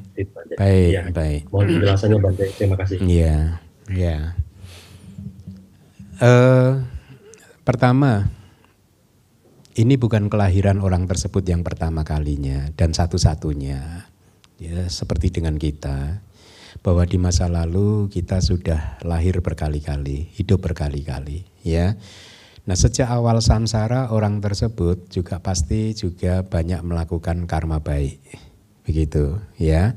Nah, pada saat di kehidupan yang sekarang menurut Anda dia banyak melakukan karma yang buruk, tetapi kok karma baiknya masih berbuah terus, kehidupannya masih baik-baik saja. Hal itu terjadi karena karma buruk yang dia lakukan belum berbuah. Ya. Sebaliknya yang berbuah adalah karma baik yang sudah dia lakukan entah di kehidupan yang mana. Bisa di kehidupan yang sekarang, bisa juga di kehidupan-kehidupan yang berikutnya, yang sebelumnya begitu. Jadi karena kehidupan itu berulang-ulang seperti itu, maka fenomena seperti yang Anda sebutkan bisa terjadi. Seseorang yang kelihatannya seumur hidup jahat tapi hidupnya enak-enak saja gitu. Sebaliknya ada orang yang hidupnya baik dari kecil tapi kehidupannya penuh dengan kesulitan. Saya mengenal salah satu teman sekolah saya yang seperti itu, Pak. Menurut saya ini orang baik sekali gitu. Dari dulu sampai sekarang hidupnya itu lempeng begitu. Tapi kehidupannya juga bermasalah begitu, tidak baik begitu. Ya gitu, saya merenung, oh ya karena kebaikan dia belum berbuah, saat ini yang berbuah adalah karma-karma buruk dia. Jadi begitu, Pak. Jadi bukan berarti lalu seseorang boleh bertindak jahat mencontoh perilaku dia, enggak, beda juga. Kalau orangnya berbeda kejadiannya bisa berbeda, Pak. Kebetulan dia karma baiknya yang sedang berbuah. Tapi kalau misalkan dicontoh oleh orang lain, saya contoh dia jahat terus hidupnya enak. Bisa jadi dia jahat terus langsung masuk penjara. Ya karena paraminya berbeda, timbunannya berbeda, komponen-komponen lainnya berbeda, udah nggak bisa disamakan begitu. Ya, kira-kira begitu Bapak. Mudah-mudahan menjawab Ya, ya. Bante. Mohon elaborasi, Bante. Berarti ketika kondisinya itu adalah banyak melakukan aku salah, bukan berarti karma baiknya tidak bisa berbuah ya, Bante? Pak, ya bukan berarti karma baiknya tidak bisa berbuah, Pak. Ya, tetapi yang pasti kalau karma akusalanya itu berbuah, dia tidak akan bisa mendapatkan kehidupan yang nyaman seperti ini. Terima kasih, ya, Bante. Ya. Ini saya sedang tidak bermaksud menganjurkan Anda untuk lakukan karma buruk. Kan nggak harus berbuah, Pak. Lakukan nggak apa-apa, Pak. Enggak loh. Tetap aja jangan dilakukan, Pak ya. Karena kalau berbuah serem, Pak, kan saya sering mengatakan pada umat-umat, coba apa untungnya coba. Anda melanggar sila hanya demi untuk mendapatkan harta yang Anda bisa nikmati hanya satu kelahiran ini saja katakanlah.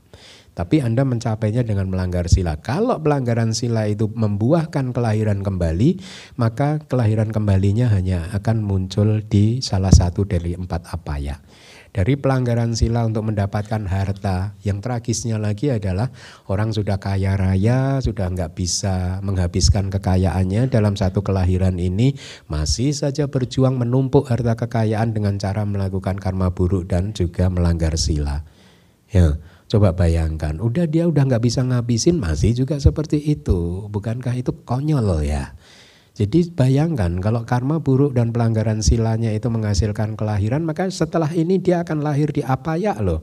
Sehingga saya sering minta mereka orang-orang yang umat-umat itu merenung, apa gunanya Anda sukses di kelahiran kali ini habis ini masuk neraka? Apa gunanya? Dan bukankah sebenarnya kedamaian dan kebahagiaan bisa didapat dengan cara uphold a moral life, ya, menegakkan kehidupan yang bermoral, menjalani ajaran Buddha dengan sepenuh-penuhnya, bukankah di sana juga ada kedamaian dan kebahagiaan gitu. Jadi kenapa mengejar kebahagiaan dengan cara melanggar sila itu kan, itu belum tentu kebahagiaan yang tanpa noda, itu adalah kebahagiaan yang penuh noda gitu. Apa gunanya habis ini kamu yang sukses seperti ini lalu jadi binatang misalnya. Ya nggak apa-apa lah Bante, jadi babi kan nanti jadi arahat, ya kan beda. Itu kan si Sumana, bukan paraminya beda, nggak bisa disamakan. Begitu Pak ya. Ya, terima kasih Bante. Sadu, sadu, sadu. Sadu, sadu, sadu. Penanya berikutnya kita kembali ke Dhammasala. Oh, yang di tengah Bapak baju kuning ini.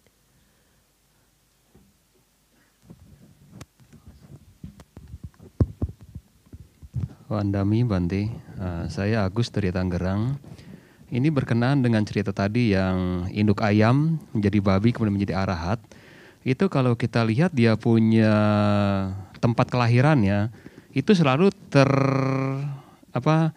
terdapat dhamma mungkin Bante ya.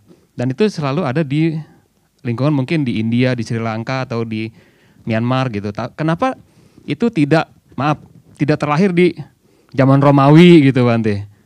Atau di mananya gitu? Ataukah memang itu terkondisikan dengan yang memang sudah karma dia bahwa dia terlahir tetap di tempat yang ada ajaran damanya gitu Bante. Sesuai dengan seperti yang di Manggala Sutta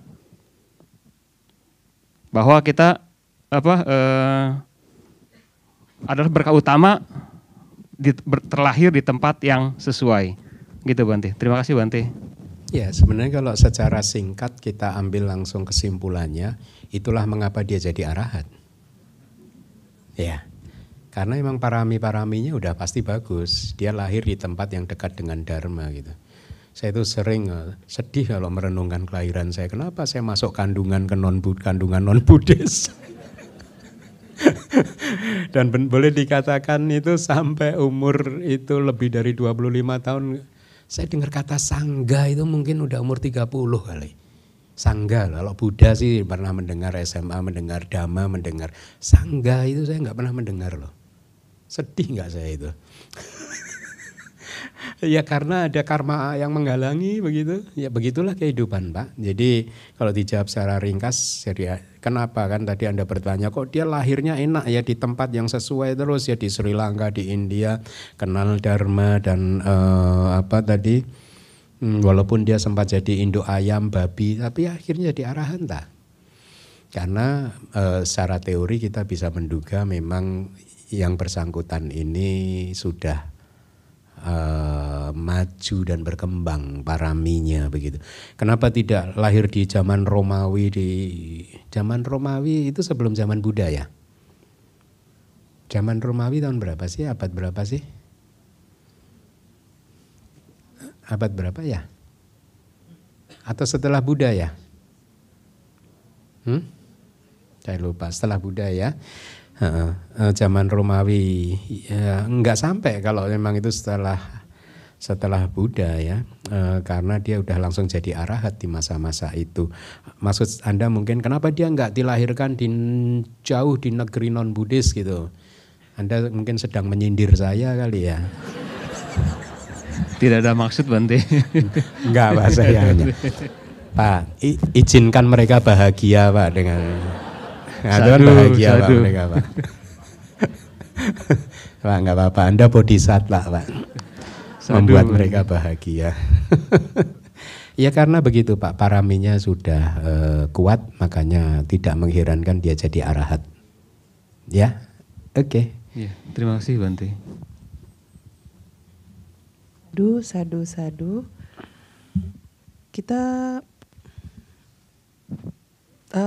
Kita kembali ke Dhammasala dulu. Tadi ada satu penanya lagi yang, sebentar ya Ibu yang di depan dulu deh. Wandami Bante, maaf ya saya singkat aja. Setelah saya meditasi, anapanasati, perhatiin napas, terus udah gitu kita setelah improve kan kita ada lihat cahaya nanti ya. Lihat cahaya itu setelah kecil terus besar-besar, saya tuh ada merasa senang gitu. Apakah itu termasuk tanha kehausan? Apakah itu apa? Tanha? Oh ya oke. Baik. Jadi apapun itu Bu, tanha atau bukan, lebih baik Ibu tetap fokus pada objek meditasinya saja. Ya. Jadi jangan hiraukan itu tanha atau tidak gitu. Kalau Ibu keluar dari objek meditasi, nanti meditasinya tidak akan berkembang. Iya, soalnya kayaknya seneng gitu kan. Iya, jadi nggak berkembang. Jadi kembalikan saja ke objek meditasinya, Bu. Terus bertahan dan setia pada objek meditasi. Kalau Ibu setia, nanti pelan-pelan Ibu akan berkembang. Ya, oke, baik. Kita kembali ke Ibu yang di tengah situ, tadi belum dapat kesempatan, bisa tolong mic-nya.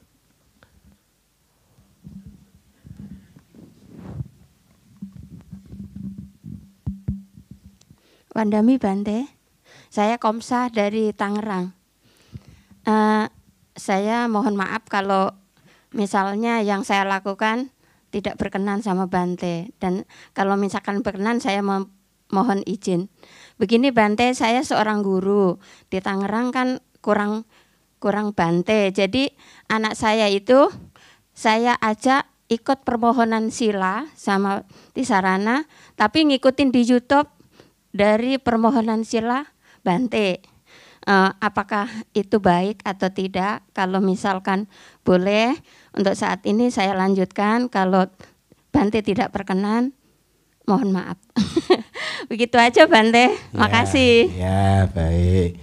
Tentu saja saya berkenan dan Ibu tidak ada salahnya dengan putranya, anaknya tadi ya mengambil sila dengan cara seperti itu, nggak ada salahnya. Terus saja Bu, dilakukan nggak apa-apa. Ya. Makasih Bante. Ya. Wandami Bante. Sadu. Masih ada penanya lagi?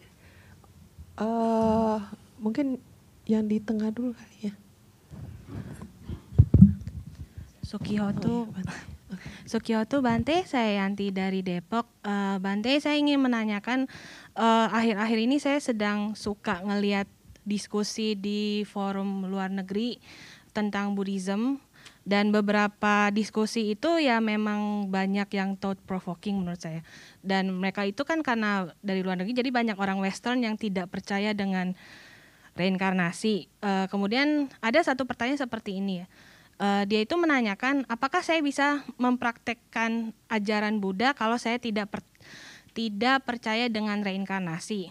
Waktu itu saya jawab itu, ya sebenarnya Buddhism itu menekankan sada terhadap Triratna dan kama beserta buahnya. Kemudian dia bertanya lagi seperti ini, terus kenapa ajaran Buddha sangat menekankan rebirth gitu? Pertanyaan yang ini sebenarnya belum saya jawab dan saya juga agak ragu menjawabnya karena saya berpikir sada terhadap Triratna dan kama beserta buahnya itu yang memungkinkan kita untuk live secara skillfully gitu. Tapi saya tidak yakin apakah jawaban saya benar atau tidak gitu. Dan gimana ya maksudnya? Oke, kalau misalnya orang Western itu tidak percaya dengan reinkarnasi, tapi kalau kamu percaya dengan hukum karma, ya kamu bisa hidup secara skillfully gitu. Tapi kemudian saya juga berpikir, loh memangnya kalau yang enggak percaya dengan hukum karma bisa live skillfully juga ya? Seperti itu Bante, pertanyaan saya. Terima kasih. Ya, Yanti, saya rasa pertanyaan tadi bisa dijawab dalam dua kategori. Kan pertanyaan tadi, kenapa sih Buddhism mementingkan rebirth gitu? Apakah untuk bisa hidup mengikuti ajaran Buddha harus percaya pada apa tadi? Rebirth, sada, kama, vipaka, begitu ya kira-kira ya? Itu. Saya melihat dua kategori seperti ini terlebih dahulu. Bagi mereka yang sudah tidak mempercaya rebirth, sada, kama, dan buahnya, kalau dia belajar, ini kategori pertama adalah kategori teori. Bagi orang yang tidak mempercaya itu semua akan sulit untuk merangkai kebenaran yang diajarkan di dalam kitab sucinya. Ya, kalau orang nggak percaya rebirth, mendengarkan cerita Dhammapada tadi habis dari induk ayam jadi babi, dari ini, dari itu udah susah kan, ya kan? Ya sehingga akhirnya dia jadi sulit menerima karma dan wipakanya gitu. Jadi secara teori akan merugikan dia akan sulit untuk bisa memahami ajaran Buddha secara utuh. Ya. Tetapi secara praktek sebenarnya jawab saja, ya udah nggak apa-apa, kamu nggak percaya rebirth, nggak punya sada, karma, wipaka dan nggak apa-apa. Yang penting kamu praktek meditasi aja terus, ntar kan lama-lama sadar sendiri. Ya jangan dipaksa ya nanti. Ya. Kalau orang yang bermeditasi dengan benar, nanti pelan-pelan dia akan merealisasi sendiri. Oh iya ya, rebirth ada. ada ya. Karma dan wipakanya ada ya. Sada itu ternyata penting ya. Dia akan merealisasinya sendiri gitu. Jadi dalam level praktek biarkan aja, nggak percaya nggak apa-apa. Kan ntar lama-lama percaya sendiri gitu. Tapi dalam level teori akan sulit bagi orang tersebut untuk bisa memahami teori secara bulat, secara penuh. Begitu. Terima kasih Bante. Sadu. Ke Bapak yang di depan tadi belum dapat kesempatan.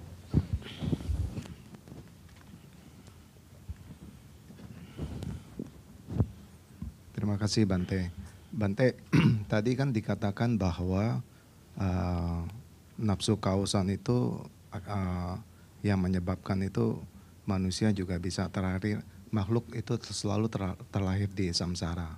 Itu juga sama seperti pada saat Pangeran Siddhartha atau Buddha itu mencapai kebudaan, lalu dia menjelaskan kepada 5 petapa bahwa ada 2 hal ekstrim yang harus ditinggalkan, yaitu pelekatan terhadap nafsu indrawi dan juga penyiksaan diri, makanya diambil jalan tengah.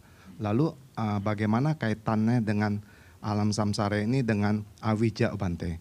Disampaikan oleh Sang Buddha kan bahwa Sang Buddha tidak menemukan satu hal atau satu unsur pun yang menyebabkan itu manusia terus atau makhluk terus terlahir di dalam samsara ini, di samping daripada avijja, ketidaktahuan. Itu Bante. Masih. Jadi pertanyaannya? Jadi pertanyaannya kaitan antara avijja dengan tanha. Oh, avijja dan tanha. Oke. Jadi kalau Buddha mengatakan misalkan dalam Paticca Samuppada avijja pacaya sangkara, sangkara pacaya winyanang dan seterusnya itu itu Buddha sedang mengatakan dhamma-dhamma yang bersifat pedana. Pedana itu adalah yang paling terkemuka di dalam pengkondisian dan dalam proses memunculkan efek atau wipaka. Jadi bukan berarti hanya avijja kemudian muncul sangkara, bukan hanya avijja. Avijja ini kayak sebab utamanya saja begitu. Ada faktor-faktor lain yang mengkondisikan, karena di dalam ajaran Buddha sesungguhnya hukum yang berlaku adalah begini. Tidak ada yang namanya satu sebab menghasilkan satu sebab. Ya, atau juga tidak ada yang namanya banyak sebab menghasilkan tidak ada yang namanya satu sebab menghasilkan satu efek, ya. Tidak ada juga yang namanya banyak sebab menghasilkan satu efek saja, begitu. Yang ada adalah kumpulan banyak sebab menghasilkan kumpulan banyak efek. Ya, hanya saja untuk keperluan pengajaran biasanya Buddha akan menyebutkan yang utama saja. Avijja itu adalah yang utama. Sebenarnya ada banyak sekali faktor-faktor yang lain, tetapi ibaratnya seekor ular, kalau kepalanya udah dipegang maka semuanya kepegang begitu. Kalau kepalanya udah dihancurkan maka ular itu hancur, sisanya akan hancur gitu. Tubuhnya, ekornya itu akan hancur. Kalau avijjanya udah dihancurkan maka faktor-faktor sekundernya juga akan hancur dengan sendirinya begitu. Ya. Nah, jadi tadi ditanyakan avijja dan tanha. Seringkali di dalam ajaran Buddha itu avijja dan tanha itu disebut sebagai akar dari samsara. Ibaratnya pohon itu punya akar dan samsara itu juga punya akar, ya. Dan akar dari samsara adalah avijja dan tanha. Dan dijelaskan lebih spesifik lagi bahwa tanha itu adalah akar dari kehidupan yang sekarang. Avijja adalah akar dari kehidupan yang ada dari kehidupan lampau gitu.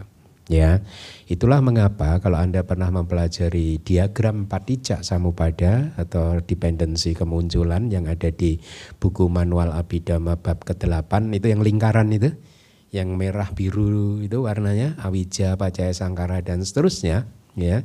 Kalau Anda perhatikan itu jalan keluar dari samsara adalah memutus link antara vedana dan tanha. Jadi mungkin bagi yang tidak paham Paticca Samuppada saya jelaskan secara ringkas begini. Avijja itu ketidaktahuan kan? Karena ketidaktahuan Anda, maka Anda melakukan karma apapun itu, baik karma buruk juga. Ya, itulah mengapa awija pacaya sangkara. Karena ketidaktahuan Anda melakukan karma. Kok bisa begitu? Ya, coba aja.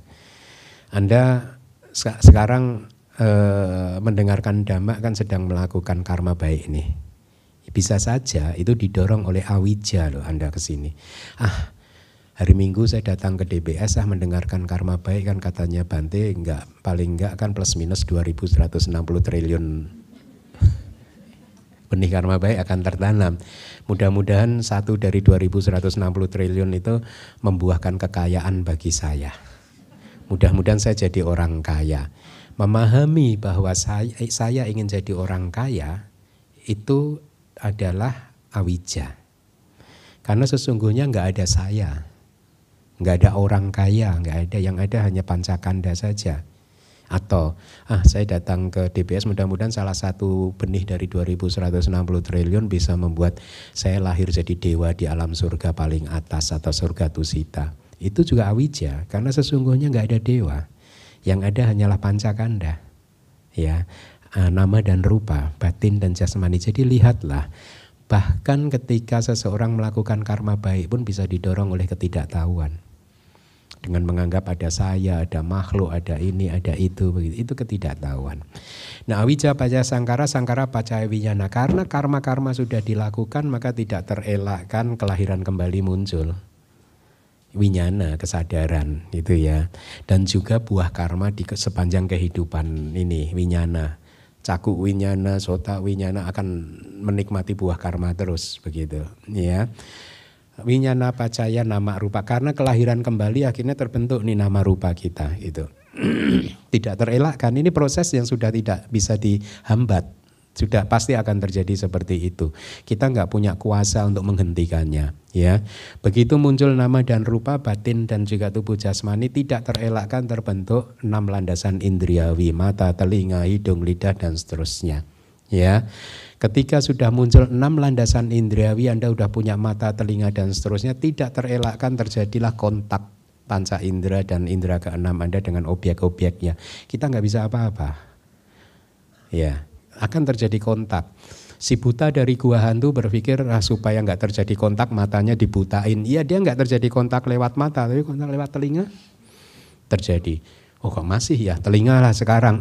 Hidung hidung masih dimatikan juga indera hidungnya. Lidah dimatikan. Tubuh, kulit dimatikan. Pikiran, Anda bisa dengan menghancurkan panca indera Anda hidup damai dengan berpikir nggak akan ada kontak dengan objek-objeknya. Nggak bisa, pikiran Anda. Sekarang pertanyaannya bagaimana Anda menghancurkan pikiran Anda? Nggak akan bisa. Mata bisa dibuat buta, telinga bisa dibuat tuli, hidung bisa dibuat tidak bisa membaui dan seterusnya. Di pikiran gimana Anda menghancurkannya? Jadi percuma juga. Ya, makanya itu tidak bisa kita hambat. Kontak akan terjadi, begitu ada kontak muncul perasaan, itu pun tidak bisa kita hindari.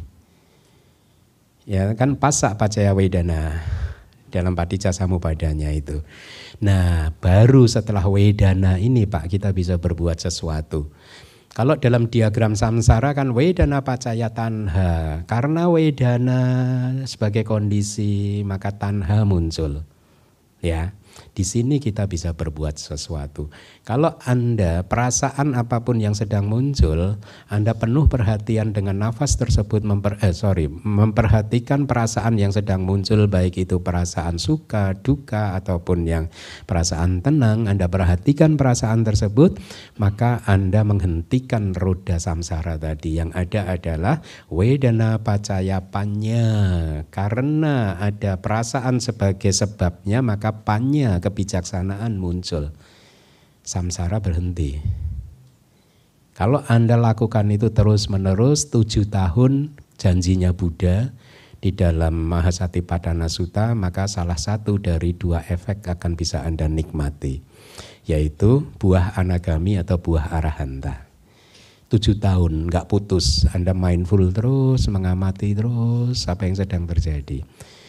Jangankan 7 tahun, kalau parami Anda lumayan besar, maka 7 bulan Anda mendapatkan salah satu dari buah itu. Jangankan 7 bulan, kalau parami Anda lebih besar lagi mungkin 7 minggu.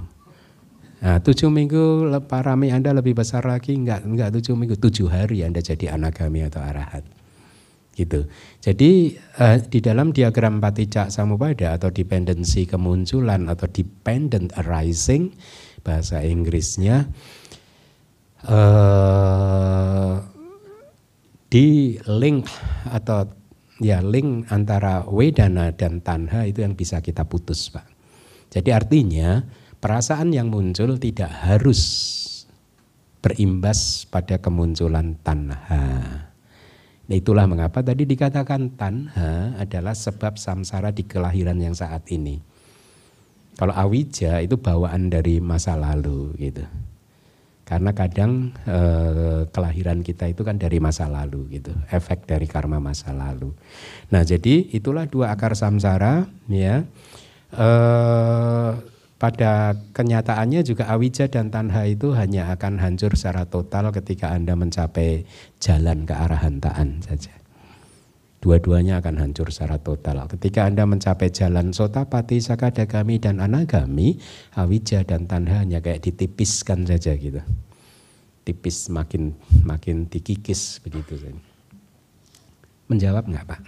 Mudah-mudahan Bante menjawab. Sadu. Pertanyaan tadi merupakan pertanyaan yang terakhir pada sesi tanya jawab kita kali ini. Sadu. Sekali lagi Anumodana Bante atas penjelasan Dhamma pada stansa 338 hingga 343 yang telah disampaikan kepada kami. Semoga kami semua mendapatkan manfaat terbaik dari mendengarkan Dhamma Desana ini. Bante, kami mohon berkenan untuk memberikan kesempatan kepada kami untuk membacakan pengumuman dan berdana parami sebelum memohon pelimpahan jasa. Kalyanamita berikut adalah beberapa pengumuman. Dengan penuh sukacita, DBS mengundang Kalyanamita semua untuk bergabung dalam Sanggadana Perayaan Katina 2567 Buddhist Era secara hybrid pada hari Minggu 12 November 2023 pukul 1.15 siang hingga selesai di Dhammasala Dhammawihari Buddhist Studies dengan tema Dana, sebuah praktek universal. Susunan acara berupa permohonan sila, Dhamma Desana, Sanggadana, dan peluncuran buku Mula Pariyaya Waga 1.1.c. Untuk itu, mari Kalyanamita, kita saksikan bersama tayangan video singkat berkaitan dengan peringatan Katina 2567 Buddhist Era berikut ini.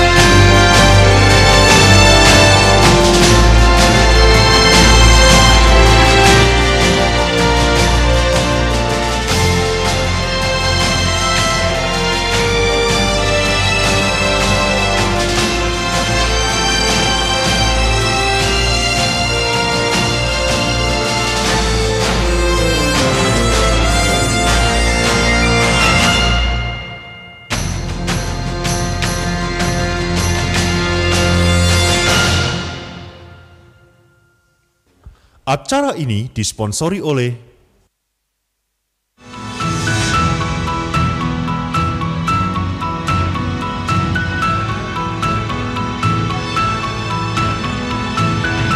Kiadana Group, Integrated Coaching Solution.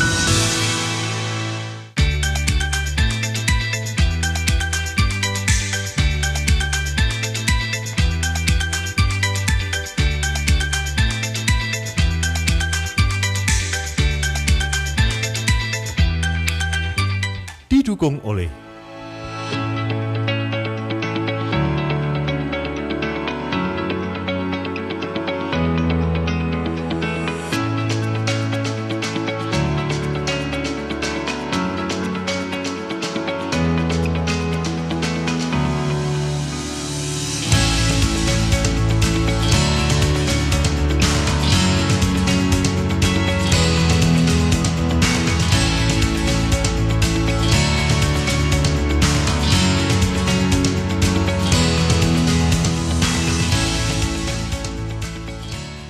Untuk mendukung acara ini, DBS membuka kesempatan berdana melalui sponsor penggerak dengan 8 jenis sponsorship, Sasana Nugaha 1, Sasana Nugaha 2, Sasana Nugaha 3, Panya, Samadi, Sati, Wirya, dan Sada dengan besaran nominal seperti yang tertera pada layar.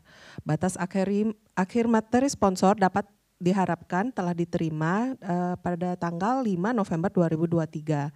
Kami juga membuka kesempatan berdana melalui Sangganana dengan besaran nominal seperti yang tertera di layar dengan paket dana paket permata, dana paket mulia, dana paket jubah, dan sebagainya, hingga dana sukarela yang tidak ditentukan besar nominalnya. Batas akhir dana kami harapkan hingga 5 November 2023. Namun kami tetap menerima hingga hari H perayaan Katina di DBS.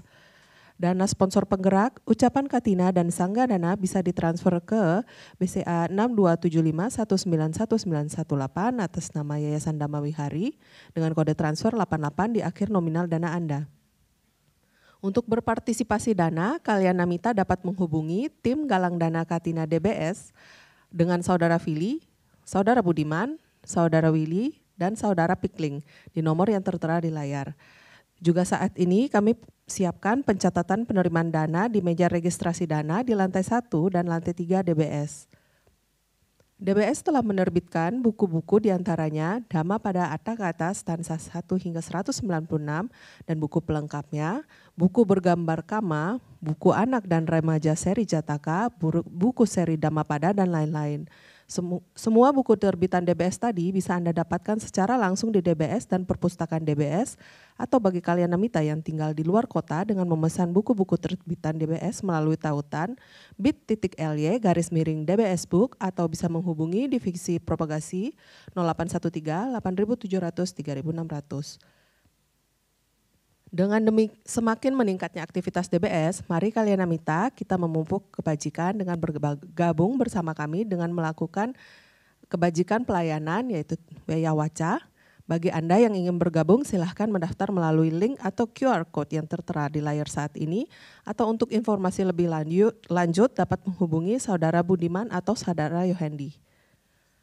Melanjutkan buku sebelumnya dengan penuh sukacita, DBS akan menerbitkan satu lagi buku karya Ashin Keminda berupa terjemahan Kitab Majjhima Nikaya dan Atta Kata, yaitu Mula Pariyaya Waga, kelompok diskursus tentang akar 1.1c. Buku ini akan diluncurkan bertepatan dengan perayaan Katina 12 November mendatang. Anda dapat mendukung dana dengan berdana untuk buku Mula Pariyaya Waga ini dengan cara transfer ke 6275191918 atas nama Yayasan Dhamma Wihari dengan kode transfer 33 dan batas akhir dana 22 Oktober 2023. DBS sedang mempersiapkan terjemahan buku pedoman studi Abhidhamma volume 3 karya Sayadaw U Silananda yang merupakan lanjutan volume sebelumnya yang akan semakin melengkapi wawasan pentingnya mempelajari Abhidhamma. Dukungan dana dengan cara transfer ke Yayasan Dhamma Wihari dengan kode transfer 53 di akhir dana Anda dan kami harap telah diterima paling lambat 30 September 2023. DBS juga telah mencetak buku seri Dhammapada Pupawaga stansa tentang Puspa bagian kedua. Mari kita mendukung ketersediaan buku-buku Dhamma untuk anak-anak dengan kode transfer 83 dan batas akhir dana 30 September 2023. Selanjutnya mari kita melakukan satu lagi kebajikan yaitu Dana Parami, di mana Anda dapat berdana melalui dompet digital dengan cara memindai QR yang ada di layar saat ini, atau bisa dengan transfer ke rekening BCA Yayasan Dhamma Wihari dengan kode 01 di akhir nominal dana Anda. Sedangkan bagi kalian Namita yang hadir saat ini di Dhammasala, Anda juga bisa berdana dengan scan QRIS melalui kartu yang telah dibagikan oleh tim Weyawaca ataupun melalui kantong dana yang akan diedarkan. Dengan pemahaman yang benar tentang berdana, mari kita siapkan batin yang penuh sukacita untuk melakukan kebajikan melalui Dana Parami.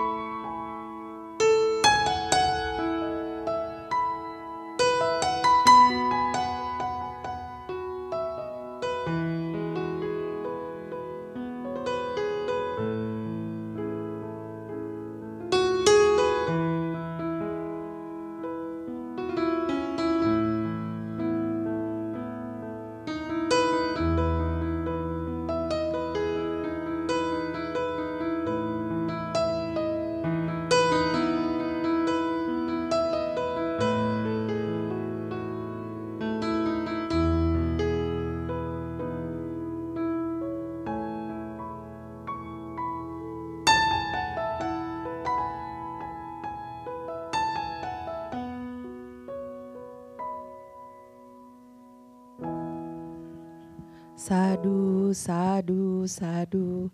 Anumodana kami ucapkan kepada kalian mita semua. Selanjutnya mohon kiranya Bante berkenan untuk membimbing kita semua untuk melakukan pelimpahan jasa atas semua bentuk kebajikan yang telah kita lakukan pada hari ini. Mari kita semua beranjali. Kepada Bante kami persilahkan. Baik, ikuti saya. Idang me punya asawa kaya wahang hotu idang me punya nibanasa pacayo hotu mama punya baga sabak satana bhajemi te sabe me sama punya baga la bantu semoga jasa kebajikan saya ini mengalir ke arah kehancuran noda-noda batin. Semoga jasa kebajikan saya ini menjadi kondisi untuk merealisasi nibbana. Saya membagikan bagian kebajikan ini kepada semua makhluk. Semoga mereka semua mendapatkan bagian kebajikan yang sama dengan saya. Sadu, sadu, sadu.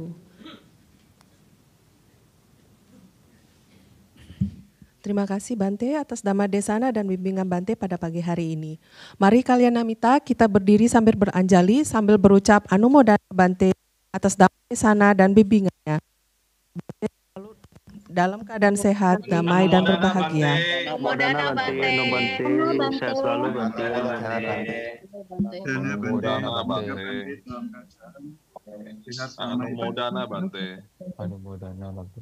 Semoga Bante sehat selalu.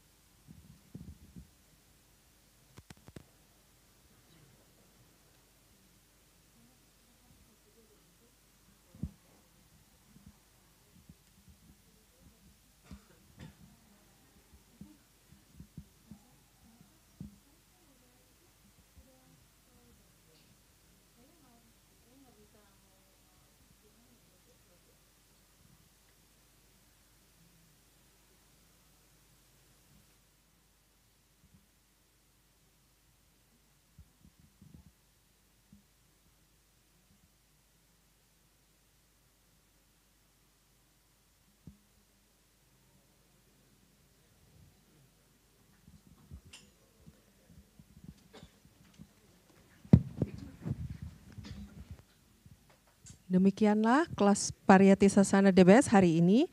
Tim DBS akan selalu membroadcast informasi dan kegiatan DBS selanjutnya melalui WhatsApp community dengan nama Buddha Sasana Nugaha dan juga sosial media lainnya. Buddha Sasana Nugaha.